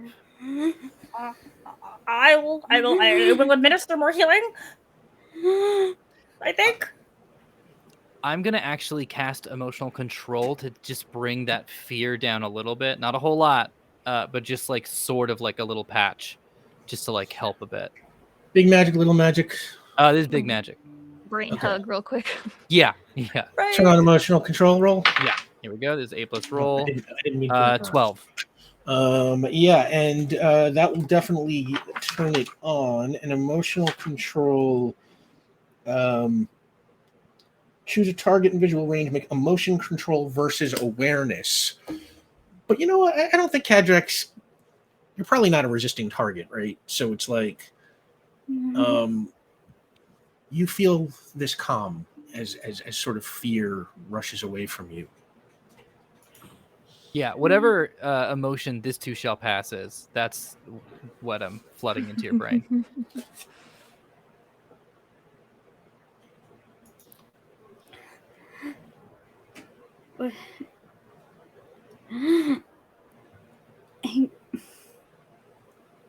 Thank you. I think, again, they say it just with their voice, not. Yeah. What happened? I'm sorry. I could have wrecked the weapons, and we just taunted them instead. And I didn't think that was how that worked. Mm-mm. Okay. or alive. And we need justice. Mm-hmm. I look to Benny and I look to the weapons. Yep, I was gonna say the boxes in this room, like, yeah. Which are any of them? Did Kedrax clock any of them as like explosive in any way, shape, or form? I've given it a bunch of pings and I haven't clocked them to be that. The boxes in this room, you've just clocked them as rifles. I'll pull one open. I'm lava right now. I'm just gonna rip it open. Yeah, and you can do that easily in your lava form, and it is just more rifles. I'm gonna take one. I'm gonna see. I'm gonna just like tie it in a knot, bend it in half. See what I. Can I? Is the metal? Give me an aura roll, I guess. Or maybe Could I do strength plus Yeah, my power? It feels like skill? that feels like more like a strength roll bending something. Yeah, that's so a like good call. strength plus my aura skill specialty or whatever. Does that make sense to you? Because it's an attribute roll. Okay. Definitely. Okay. 14. And you gotta put a little backbone into it, but it starts to. Okay. And yeah, then it's like a Superman thing where once you've got it, it just kind of. Yeah, once the heat takes in, yeah. Okay, everybody step up. Okay. And I'm gonna grow a level. Yeah. And I'm gonna steamroll every box in this room. Give me an aura roll. You're making a magma burst. Is sort of. I think this is sort of like what it's like. I think she physically is going to like just encompass this room in lava. Like she's going to drop humanoid form, become Flora's lava. I just want to like be magma in this room until everything is destroyed. I'm just gonna sit here until that's a power roll. Just give me a roll in your aura. Okay.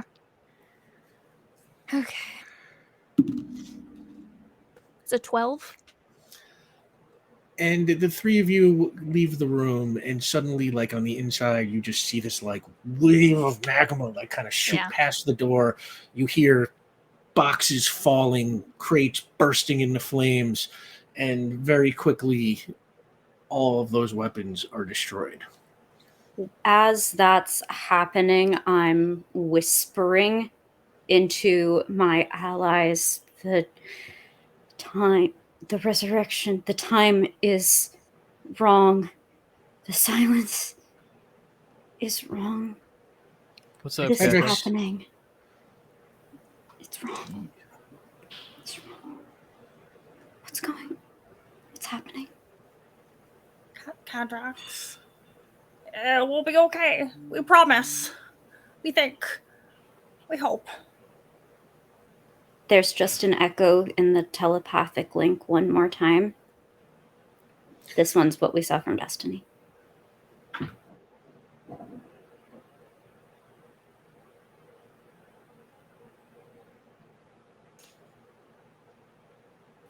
And then I hug my allies. They attempt very tight. I think they very quickly discover they cannot.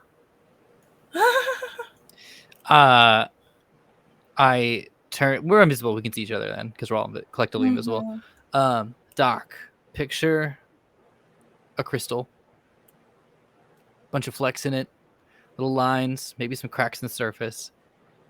And if you can, spend some time just making those cracks disappear, whatever that means to you.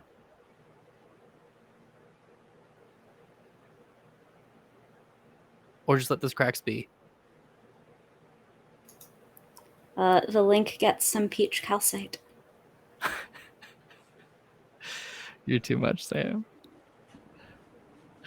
I would like to wander over to the two gentlemen that were knocked out by our good friend Benny. Yeah, they are laying on the floor. I am going to pull their masks off and get a good look at their faces. Did they still have masks on, or? No, they're just, henchmen. Okay, great. Get a good look at them, study their faces, their physiques. Okay, Ules, you got any good news as to a location that might be the safe house? computer suffered some casualties. Okay, yeah, I'm sorry to hear You that. did see, Ridge Gardens property. yeah, that But- address.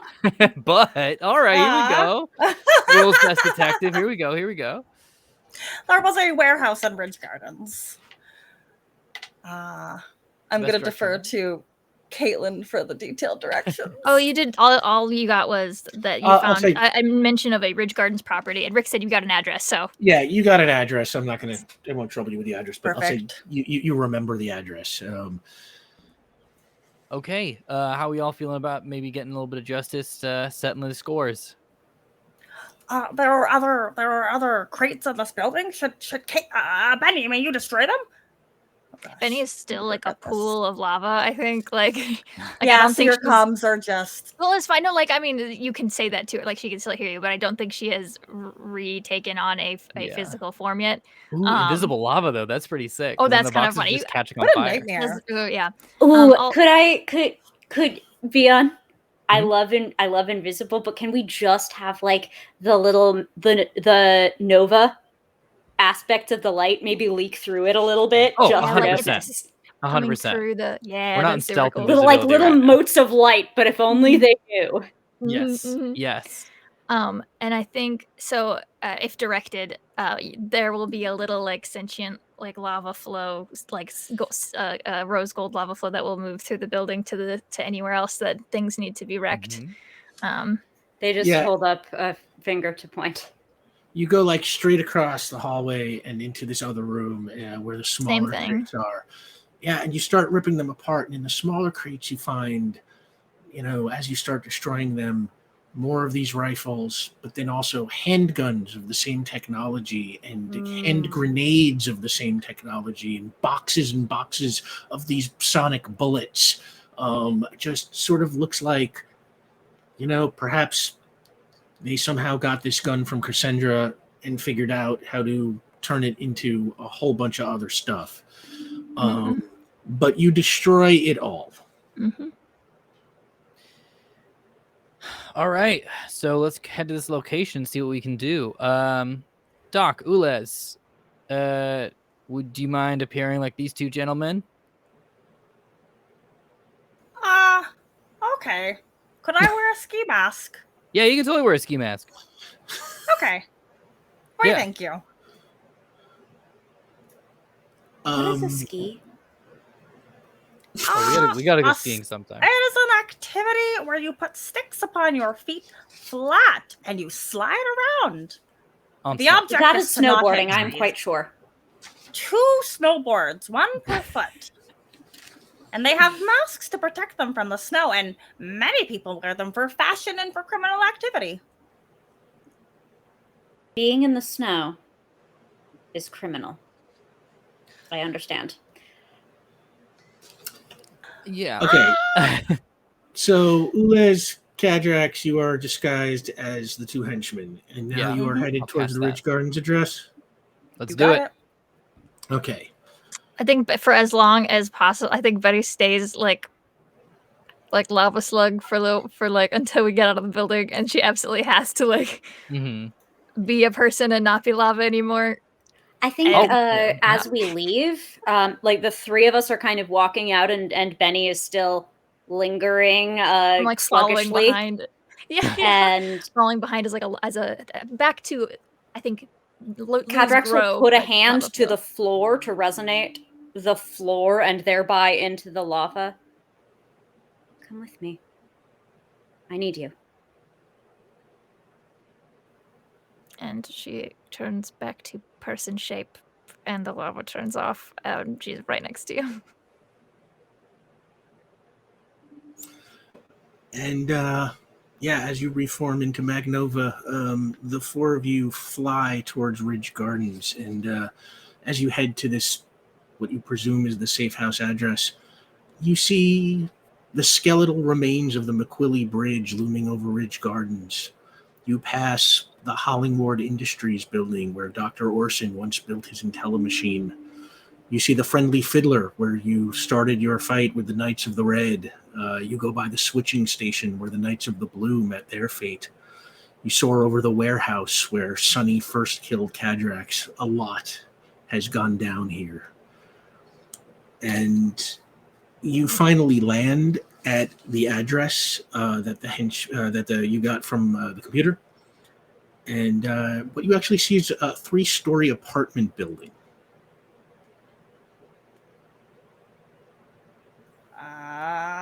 This is the warehouse. That whistle happens again. I'll cast ESP and take a glance inside. Give me big magic, little magic, medium magic. I'm doing this is going to be little magic, considering I'm using big magic and medium magic to make Ulez and Kadrax look like the henchmen. All right, going for level 4. Okay, yeah. So this is going to be a total 11. Okay, so that will definitely turn ESP on. Let me make sure I know how to use ESP. It's been a while. Just want to take a glance ESP allows you to inside. perceive things in distant locations as if you were actually there. See the benchmark table. The idea of distance you can perceive at level 5, 10 or 20 blocks. So easy. So you turn ESP on to go watch ESPN, and then you find out I don't know any sports. I was going to throw one They in there. find out the ESPs have an N. Yeah, you actually you use the lower of your power level or awareness for test to notice and search for things while using ESP. So your awareness is 3. Yeah. So that's still a city block. So that's fine. Yeah, I want to just do a little ESP burst to see inside really quickly. Do I see a restrained man? All right, give me an awareness roll. Okay, this is 3+ roll. Truly, he was 8. quite notable for his restraint. 8. Yeah, you sort of use your ESP to look into the first floor of the building. There are 2 apartments. They are both empty and uninhabited. No furniture, no clothing, no nothing. Same thing on the second floor, 2 apartments uninhabited. On the third floor, one of the apartments is uninhabited, and the other one has 5 men in it. One of them is Jonathan Fripp. He is laying on the floor in a back bedroom. And with your ESP, you can sort of see that it looks like he has been very badly beaten. Yeah, that makes sense. There are 3 henchmen, and there is that man that you saw in the vision at Summerstone, who is presumably Aaron Bomberg. Any familial resemblance? Like same cheekbones, same nose, same angry forehead. Yeah, I think there's a very strong resemblance between Billy Crystal and Jake Gyllenhaal, personally. Yeah. Thank you. It's a Jewish thing, yeah, absolutely. What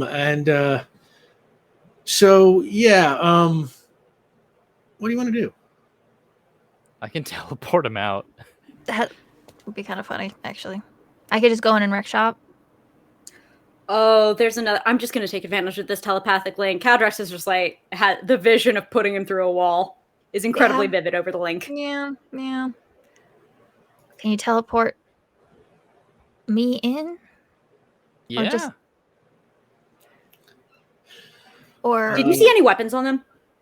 I'm assuming there are, and I would like to wreck all of them. That's the goal. The bad ones. Yeah. Mm-hmm. Yeah, I imagine I saw weapons. They are all armed with those same rifles. Right.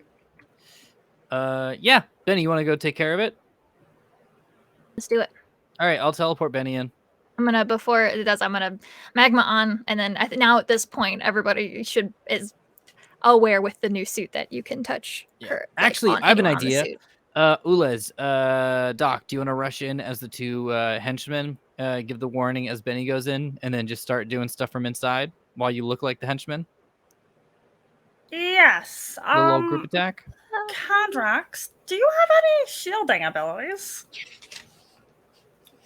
I think maybe You just want to be you? Yeah. Okay, yeah, sure. I teleport you in. Yeah. Am I still invisible? Or did you drop invisibility? I think we dropped invisibility. Okay, so what's going on? I did teleport me into the middle of the room. Yeah. Okay. I'm just going to use little magic to teleport Benny in. And Bamf. Benny, you appear in the middle of this room, these three henchmen and Aaron Bomberg around you, and Aaron Bomberg's like, what the hell? And he goes to grab for his rifle and is like, get her! And I want to start punching guns.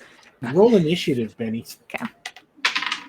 I don't get a jump on them because I came in. They didn't know. Okay, I'll give you the first shot. Yeah. Woo. Okay. Yeah. I'm just punching guns. I'm assuming a lava touch is gonna wreck them. I mean, I've used my lava on these guns now. The point is to just deck guns Okay. out of hands and ruin them. Hopefully. There are three henchmen and there are Aaron Bomberg. Let's call them henchmen 1, 2, and 3. They all have a rifle. Whoever's closest to me. For? All right, let's say that's henchman 3. Okay. Give me a prowess roll. Is 16. You hit that thing right out of his hand, and for 16, it flies across the room, smashes into the wall, and breaks into like 5 pieces. I don't like guns. And Aaron Bomberg is just like, I had a feeling I might run into the defenders of Port Ruby. Think you're so tough. No, I just don't like guns. And he raises his rifle and fires at you.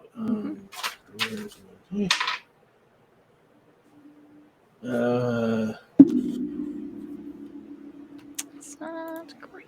How do you resist this? That's a 10?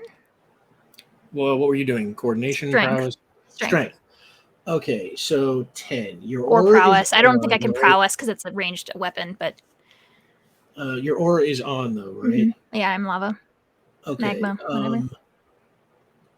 The burst hits you. You are magma, but this is like getting blasted by Cadrax. It's not exactly like a physical hit to you. But being kind of shocked by your presence, he did not really get off the best hit. So you take a hit kind of to the side of your torso, and you lose 2 stamina. Cool. And that brings up henchman 1, who also fires the rifle at you. Same thing. 14. 14. And this one has no effect. And then henchman 3 fires the rifle at you. 12. 12s. And that costs you another 2 stamina.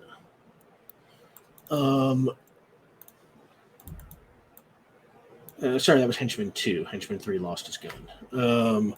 So that is the henchman's turn. It is your turn again, Benny. Okay, wait, didn't I get one of the guns out of the way? Oh no, I got hit 3 times, right? Yeah, you got hit 3 times. Henchman 3 lost his gun, so he did not attack. Yeah, cool. Okay, I just want to make sure I'm counting right. Okay, I'm gonna punch another gun. Sure. Let's say you're punching at henchman 2. Yeah, literally whoever's closest. Oh yeah, that is. Oh, good golly, that's max die. I can really hear those die. I know it's my metal dice. And I just moved my microphone because it kept falling It's off. great. I love it. It's real gravitas. Yeah. Okay, so that's 16. And once again, you hit that right out of his hand. Wait, it goes smashing across the room. Hold on. I can. No, bad math. 19. Oh, well, it still goes smashing across the room, and I mean that's just, even more impressively shatters into more pieces. So henchman 2 has lost his rifle. Now you haven't hurt the actual guys, but you have I want the guns. guns out of Which here. brings up Aaron Bomberg again. He, now much closer to you, fires again. Oh, nice. That is 14. 14. That is going to cost you another 2 stamina. And then henchman 1 fires at you again. Oh, I forgot to roll. It's another 14. It will cost you another 2 stamina. Cool. So you are down to 8 by my count. Yeah, I don't get my shield armor. No, I've never. You had are armor. absorbing points off. No, of I'm these. absorbing a lot. I figured I'm absorbing Yeah. like a lot of points, but my power aura specialty, can that go into these defenses? Because it's an attribute roll. I'm absorbing it with my lava on purpose. Does that count? I don't think we've done it that way in the past. I figured I'd ask because that would add. Let me think about it for next game. That's- Since yeah. we're No, it's fine. Dragon here. Yeah. Cool. That's why I didn't bring it up because I was trying to move it on. Okay. That brings you up. Okay. I've got 2 guns down left. 2 guns left. Okay, I'm going for Aaron. That is a 16. He tries to dodge you, but you manage to hit the gun out of his hand. It doesn't shatter, but it does fall to the ground. Does the it ground, still do like do I get my 18 points of damage on a gun even if it's not a person? I'm gonna say since you were aiming to like just hit the gun, essentially it's like you have completely cleared it from his hands. Cool. When he drops his gun, the other 3 henchmen kind of look at each other, and then one of them's like, "I'm out of here," and he runs towards the door of the room, opens it up, and the other 2 henchmen follow behind, leaving Aaron alone. I've got our friend Aaron here. If anyone would like to come talk to him, I say into the. I think I say out loud, but like, I don't know if do we have telepathic or ear link, whatever is still. Yeah, you all hear that say through the telepathy, let's say, or through the ear link, whatever. Is Jonathan Fripp conscious? He's in the back room. You can't see him from. I thought we were with. Okay, never mind then. I thought he was with him. Never mind then. That's fine.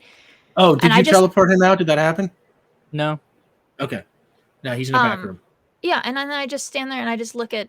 I'm gonna start walking around the room and collecting guns and just like I'm gonna start folding them in half while I'm just not breaking eye contact with him, just waiting until my friends show up if they're gonna teleport or fly or walk, whatever. That's Aaron Bomber's like, "Who are you talking to? The rest of those freaks?" That's not very nice. I tie one in a knot. Like, what are the 3 of you doing? Outside. Probably walking in. Yes, walk in? Rick would like to enter. Okay. Not a lot of like urgency since Benny sounded pretty like got him.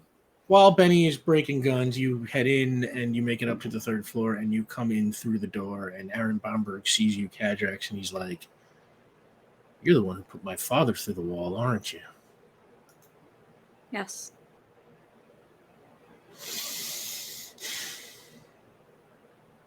You know I'm going to get you for that, right? I found that I did not do well with vague and indeterminate threats.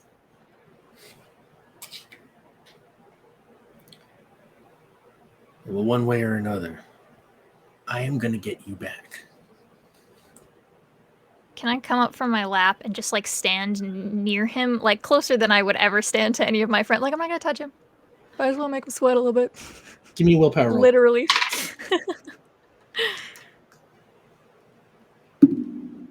13. And he kind of puts his hands up. He's like, "Okay, you got me. You got me." Yeah, I don't make any physical, like, I'm not gonna jump at him or anything, but just stand near him. Remind him I'm here.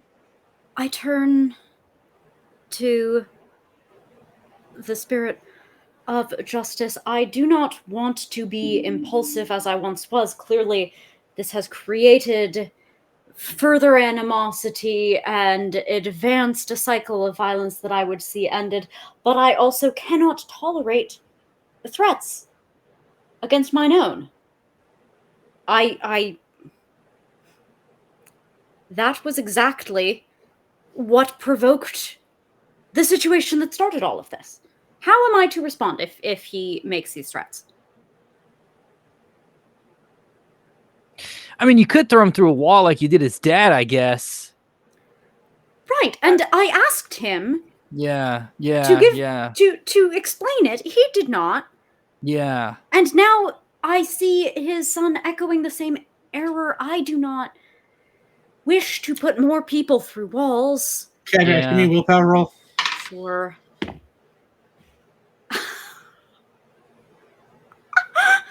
What the story dice? Okay, that's a 1 on the die.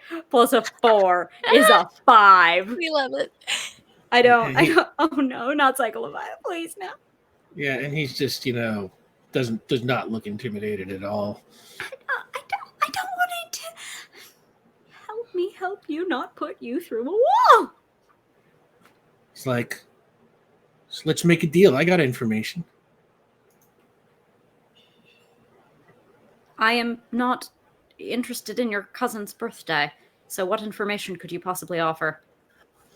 Do you have information about who's manufacturing these guns and where the warehouse is and who the scientist that is truly behind the construction of them all? Well, that one's Crescenda. It seems derivative at best of her designs. Okay. We told I can tell you things along those lines, but you got to let me walk out of here. Oh, you think we're gonna kill you? That's not really the MO. Well, you put my father through a wall, so that I believe kind of sounds like your MO. I believe he did ask you for that, My though, God. didn't he? It was kind of a. We were learning people skills at that point, but he did, I think, directly ask. Hey, you let me walk out of here without turning me over to the DOI and without hurting me, and I will tell you stuff. Okay, and great. then later attempt to exact vengeance. You were equally clear on that point. And again, with respect to the values and morals of my allies that I simply cannot abide.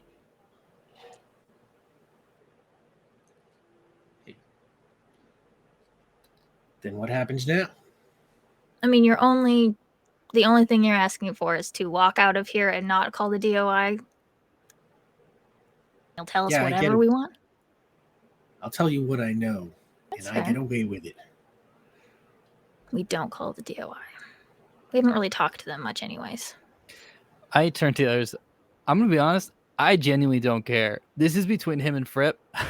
I have no horse in this race whatsoever. I'm not. I mean, kidnapping, I guess, is technically like illegal, but I'm good. I turn back. Cadrax, what do you think? I mean, he did threaten you, so I absolutely get that. But we get the information. He walks out. Then we bag him up later. Do we don't still have telepathy on, do we? Yeah, I'll put it on. Yeah, little We'll assume magic. that it was still You on. allowed- Since okay. we kind of lost track. I used it since we arrived on this That's scene. true. That's true. Okay. Yeah. Yeah, let's get the information. Then get Fripp, go out, everyone's happy. We want this investigation to be complete. As the universe's greatest detective, we don't have a lot of unsolved cases. Yeah. So we'll just bag this one up, and then Doc, we'll get him later.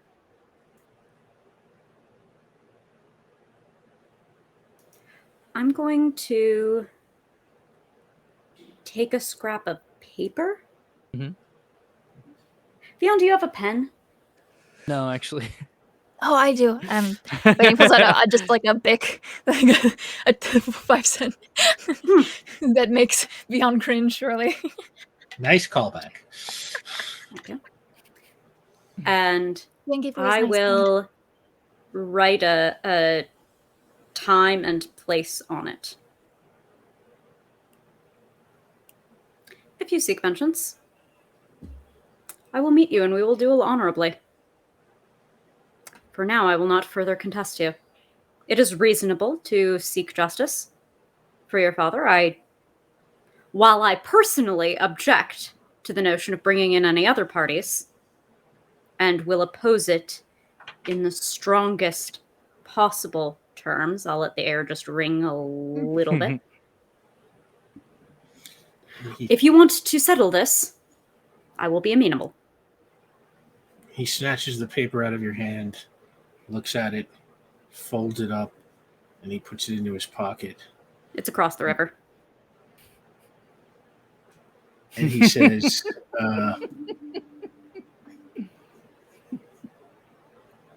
I was hired to do this kidnapping. Got nothing against Fripp. Don't. Yeah. The guy I talked to, his name was Greaves. Didn't catch a first name, but I think he might be an ex-cop. He had access to police evidence storage. And he seemed to have some kind of pull over the DOI and the DOS. Got the sense he wasn't working alone, but not sure on that one. He promised me if I got him this $20 million from Fripp, he would make sure the DOI left me alone to do whatever I wanted to. And to prove that he had that kind of access, he got me these cool old guns that have been locked up in Port Ruby PD evidence since like the 30s or the 40s or something like that. Mm-hmm. I had my people take them apart, figure out how to turn them into something a little more effective. Only your people have been tampering with these weapons? Well, I can't say who else Greaves gave them to, but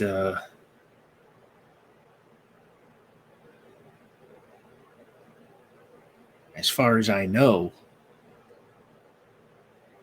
Okay. all I wanted was for the DOI to leave me alone.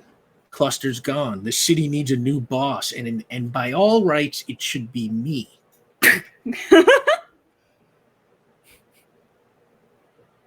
That's what my Awkward father would silence want. after the laughter. Ooh. So I can go now? Is that all the information you have? I'm still very close to him. There's nothing Gave else. you a against name. What more nothing can else? you need? Anything else that would be helpful? What do they look like? Portable voice stress. You want to use the portable voice stress? Yeah, just click. Give me an intellect roll. Ooh, 14. 14. He seems to be telling the truth. He says, I don't know, Greaves, middle-aged, looks like a guy. Don't All they right. all? We'll look into that. Yeah, so if you want to get your ass kicked, show up at the time and place that the doc over here wrote down. Bring your second to clean up after you. And Tadrax, we're what time and place did you write? I did early morning. What day of the week is this? This Sunday. is Sunday, October 3rd, 2021. I think I did 8 a.m. on next Friday. I went for like a nice like dawn kind of vibe oh, love that. And Yeah. where? across the Other river. side of the river. Across, well, there are a bunch of rivers. Which direction? Everything's legal across the river. Like Jersey? I'm never perfectly clear because I think you instantiated it, but I didn't know how much you meant it, so I didn't want to refer to it as a state, just in case. I was trying to be respectful, but yes, absolutely Jersey. I mean, Michigan and California and Oh, I'm not, Yeah, I'm Nevada not are real. you going know? all the way Yeah. to the other coast. That's No, where I'm no, from. yeah. Yeah, we got a mix going on. So Yes. can I go now? So, yeah. And he Steve. walks out the door and starts heading down the stairs. And we know where Cadrex had pinged where. Purpose. Oh, Yeah. and you saw him too, yeah. Yeah, back Another room. room, yeah. Yeah, I ESP'd. We will need to administer medical aid to him. So yeah, I'm going to keep this thing moving along Quickly, since we're very yeah. super fast. When everybody goes to go get Fripp, I'm going to magma off, Mhm. and I'm going to make a phone call. Who you calling? Lila Pendry's office. Okay. You It's late. Get, It's I don't know if it's after business hours or whatever. I'll leave a message if I have to. you get voicemail, yeah. And I just want to let her know that they're all of the information I know about an individual duplicating superhero powers, super's powers in weapons, locations, names, every single thing I've seen. What I know about the weapons, and it's probably like a 4 or 5 minute long voicemail. She does not exchange any pleasantries. She sounds very terse, and it's voicemail, probably you don't hear annoyed. Yeah, probably annoyed through the whole thing. Hangs up. He said no you DOI. said- Yeah, I sound Oh, very yeah, terse and annoyed. Yeah, he said no DOI. Cool. And I hang up. I hope that he doesn't make his appointment next Friday. So that's what I do, and then I will join my friends in the other room. And to keep things moving along, at Abigail's request, you bring Jonathan Fripp to Serrano Memorial Hospital, where she assigns the best team that she has to him. And while you are there, Gracie Fripp approaches you all, and she says, "Thank you, all of you. Mm-hmm. I mentioned my husband's obsessions this morning. Jonathan, he believes it's his job to save the world from an ancient monster, a man made of red mist. I used to wonder about his sanity, but then I saw that thing on TV with you in Bray Square. I don't know if it's really what he says it is, but Jonathan was right about its existence, and he was right about it turning up in Port Ruby. So he could be right about everything. And if he is, he very well may be in over his head. When the time comes, I hope you'll protect him from his monster or from himself." And then she looks to Cadrax and says, "Thank you, Caden. It's good to know that Abigail isn't alone in this life. You are the family she's always deserved." And I will always be such to all my family.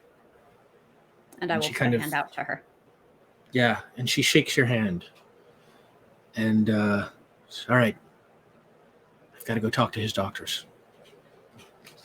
And she walks away. And Cadrax, as you stand in that hallway, something occurs to you. Ever since that bullet was phased out of you, it never came back. You can't hear the hum of the world anymore. And what's most alarming, try as hard as you might, you cannot hear the song of the choir beyond. And on that, we're going to end this episode. Thank you so much to everybody for the support, for hanging with us tonight for this long one. And thank you all to my players. This was a fun one. This was great. Boo! I'm trying not to scream and cry at the same time. What the heck? I'm failing mute on the inside at myself. both. Ah! Well, I considered giving everybody a pony and a vacation and just like What but happened then? What wrong with the plan? He found out that It Benny didn't sound would very also exciting. Benny's afraid of horses, so he Well, there you decided go. that would be more traumatizing than. There you go. No ponies. If I So real fast, go around the table, tell the good people where they could find you, starting with Omar Najam. Hey everyone, I'm Omar. You can find me at Omar Najam on Twitter and the show Bainsbreak over at Pixel Circus on Tuesdays. That's me. Omar, isn't some kind of Marvel show starting on Disney Plus soon? Maybe like in a week or two, or no, a month. When does it start? I'm actually not. I'm actually not allowed to talk about it. You're not allowed to talk about it. We, I got think our the date's been hands, announced. we got our hands slapped. Yeah. But I can't. Apparently, I'm not supposed to talk about it. All right, then we'll edit this out of the podcast. And Caitlin Bruder. Hi, I'm Caitlin Bruder. You can find me on Twitter at KKAMABR. And over here on Sundays and on Wednesdays over at twitch.tv/Rule of Lore. I believe this next coming Wednesday is our last episode before our summer break.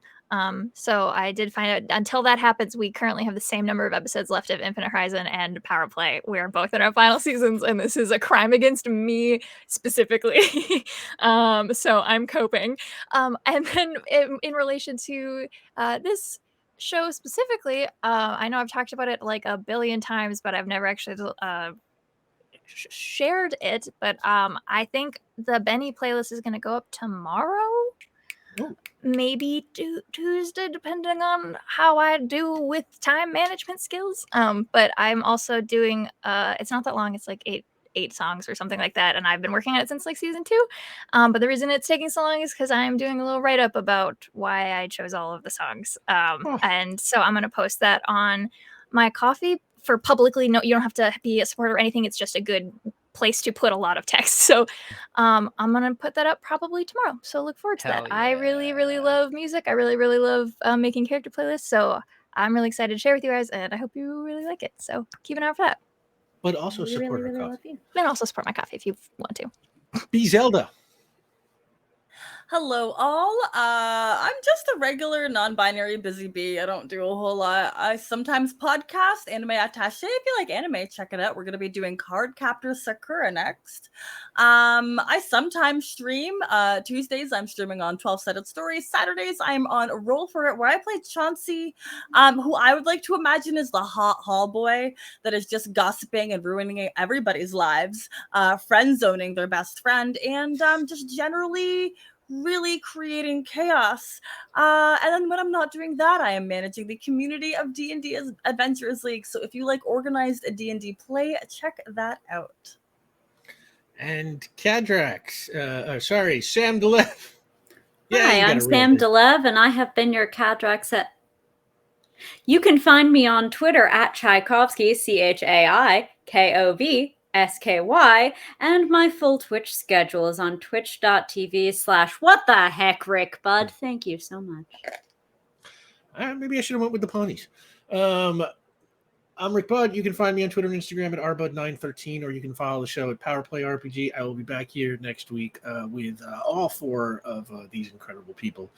And on that, the credits end, the theater goes dark, and we find ourselves in Baronsdale, in Meldon, the neighborhood known as the Vault. Present day, and it's night. A couple, played by Noah Centineo and Yara Shahidi, they walk briskly down a dark, lonely sidewalk. The man is carrying a toddler who is sleeping soundly on his shoulder. The woman keeps glancing nervously behind them. Finally, she says, I still think we should have taken the bus, Michael. And Michael responds, walking is faster, especially if we cut through here. And he points to an alley that is just ahead of them. It is pitch black. And she says, I don't know. But her husband heads right in, and she sort of reluctantly follows.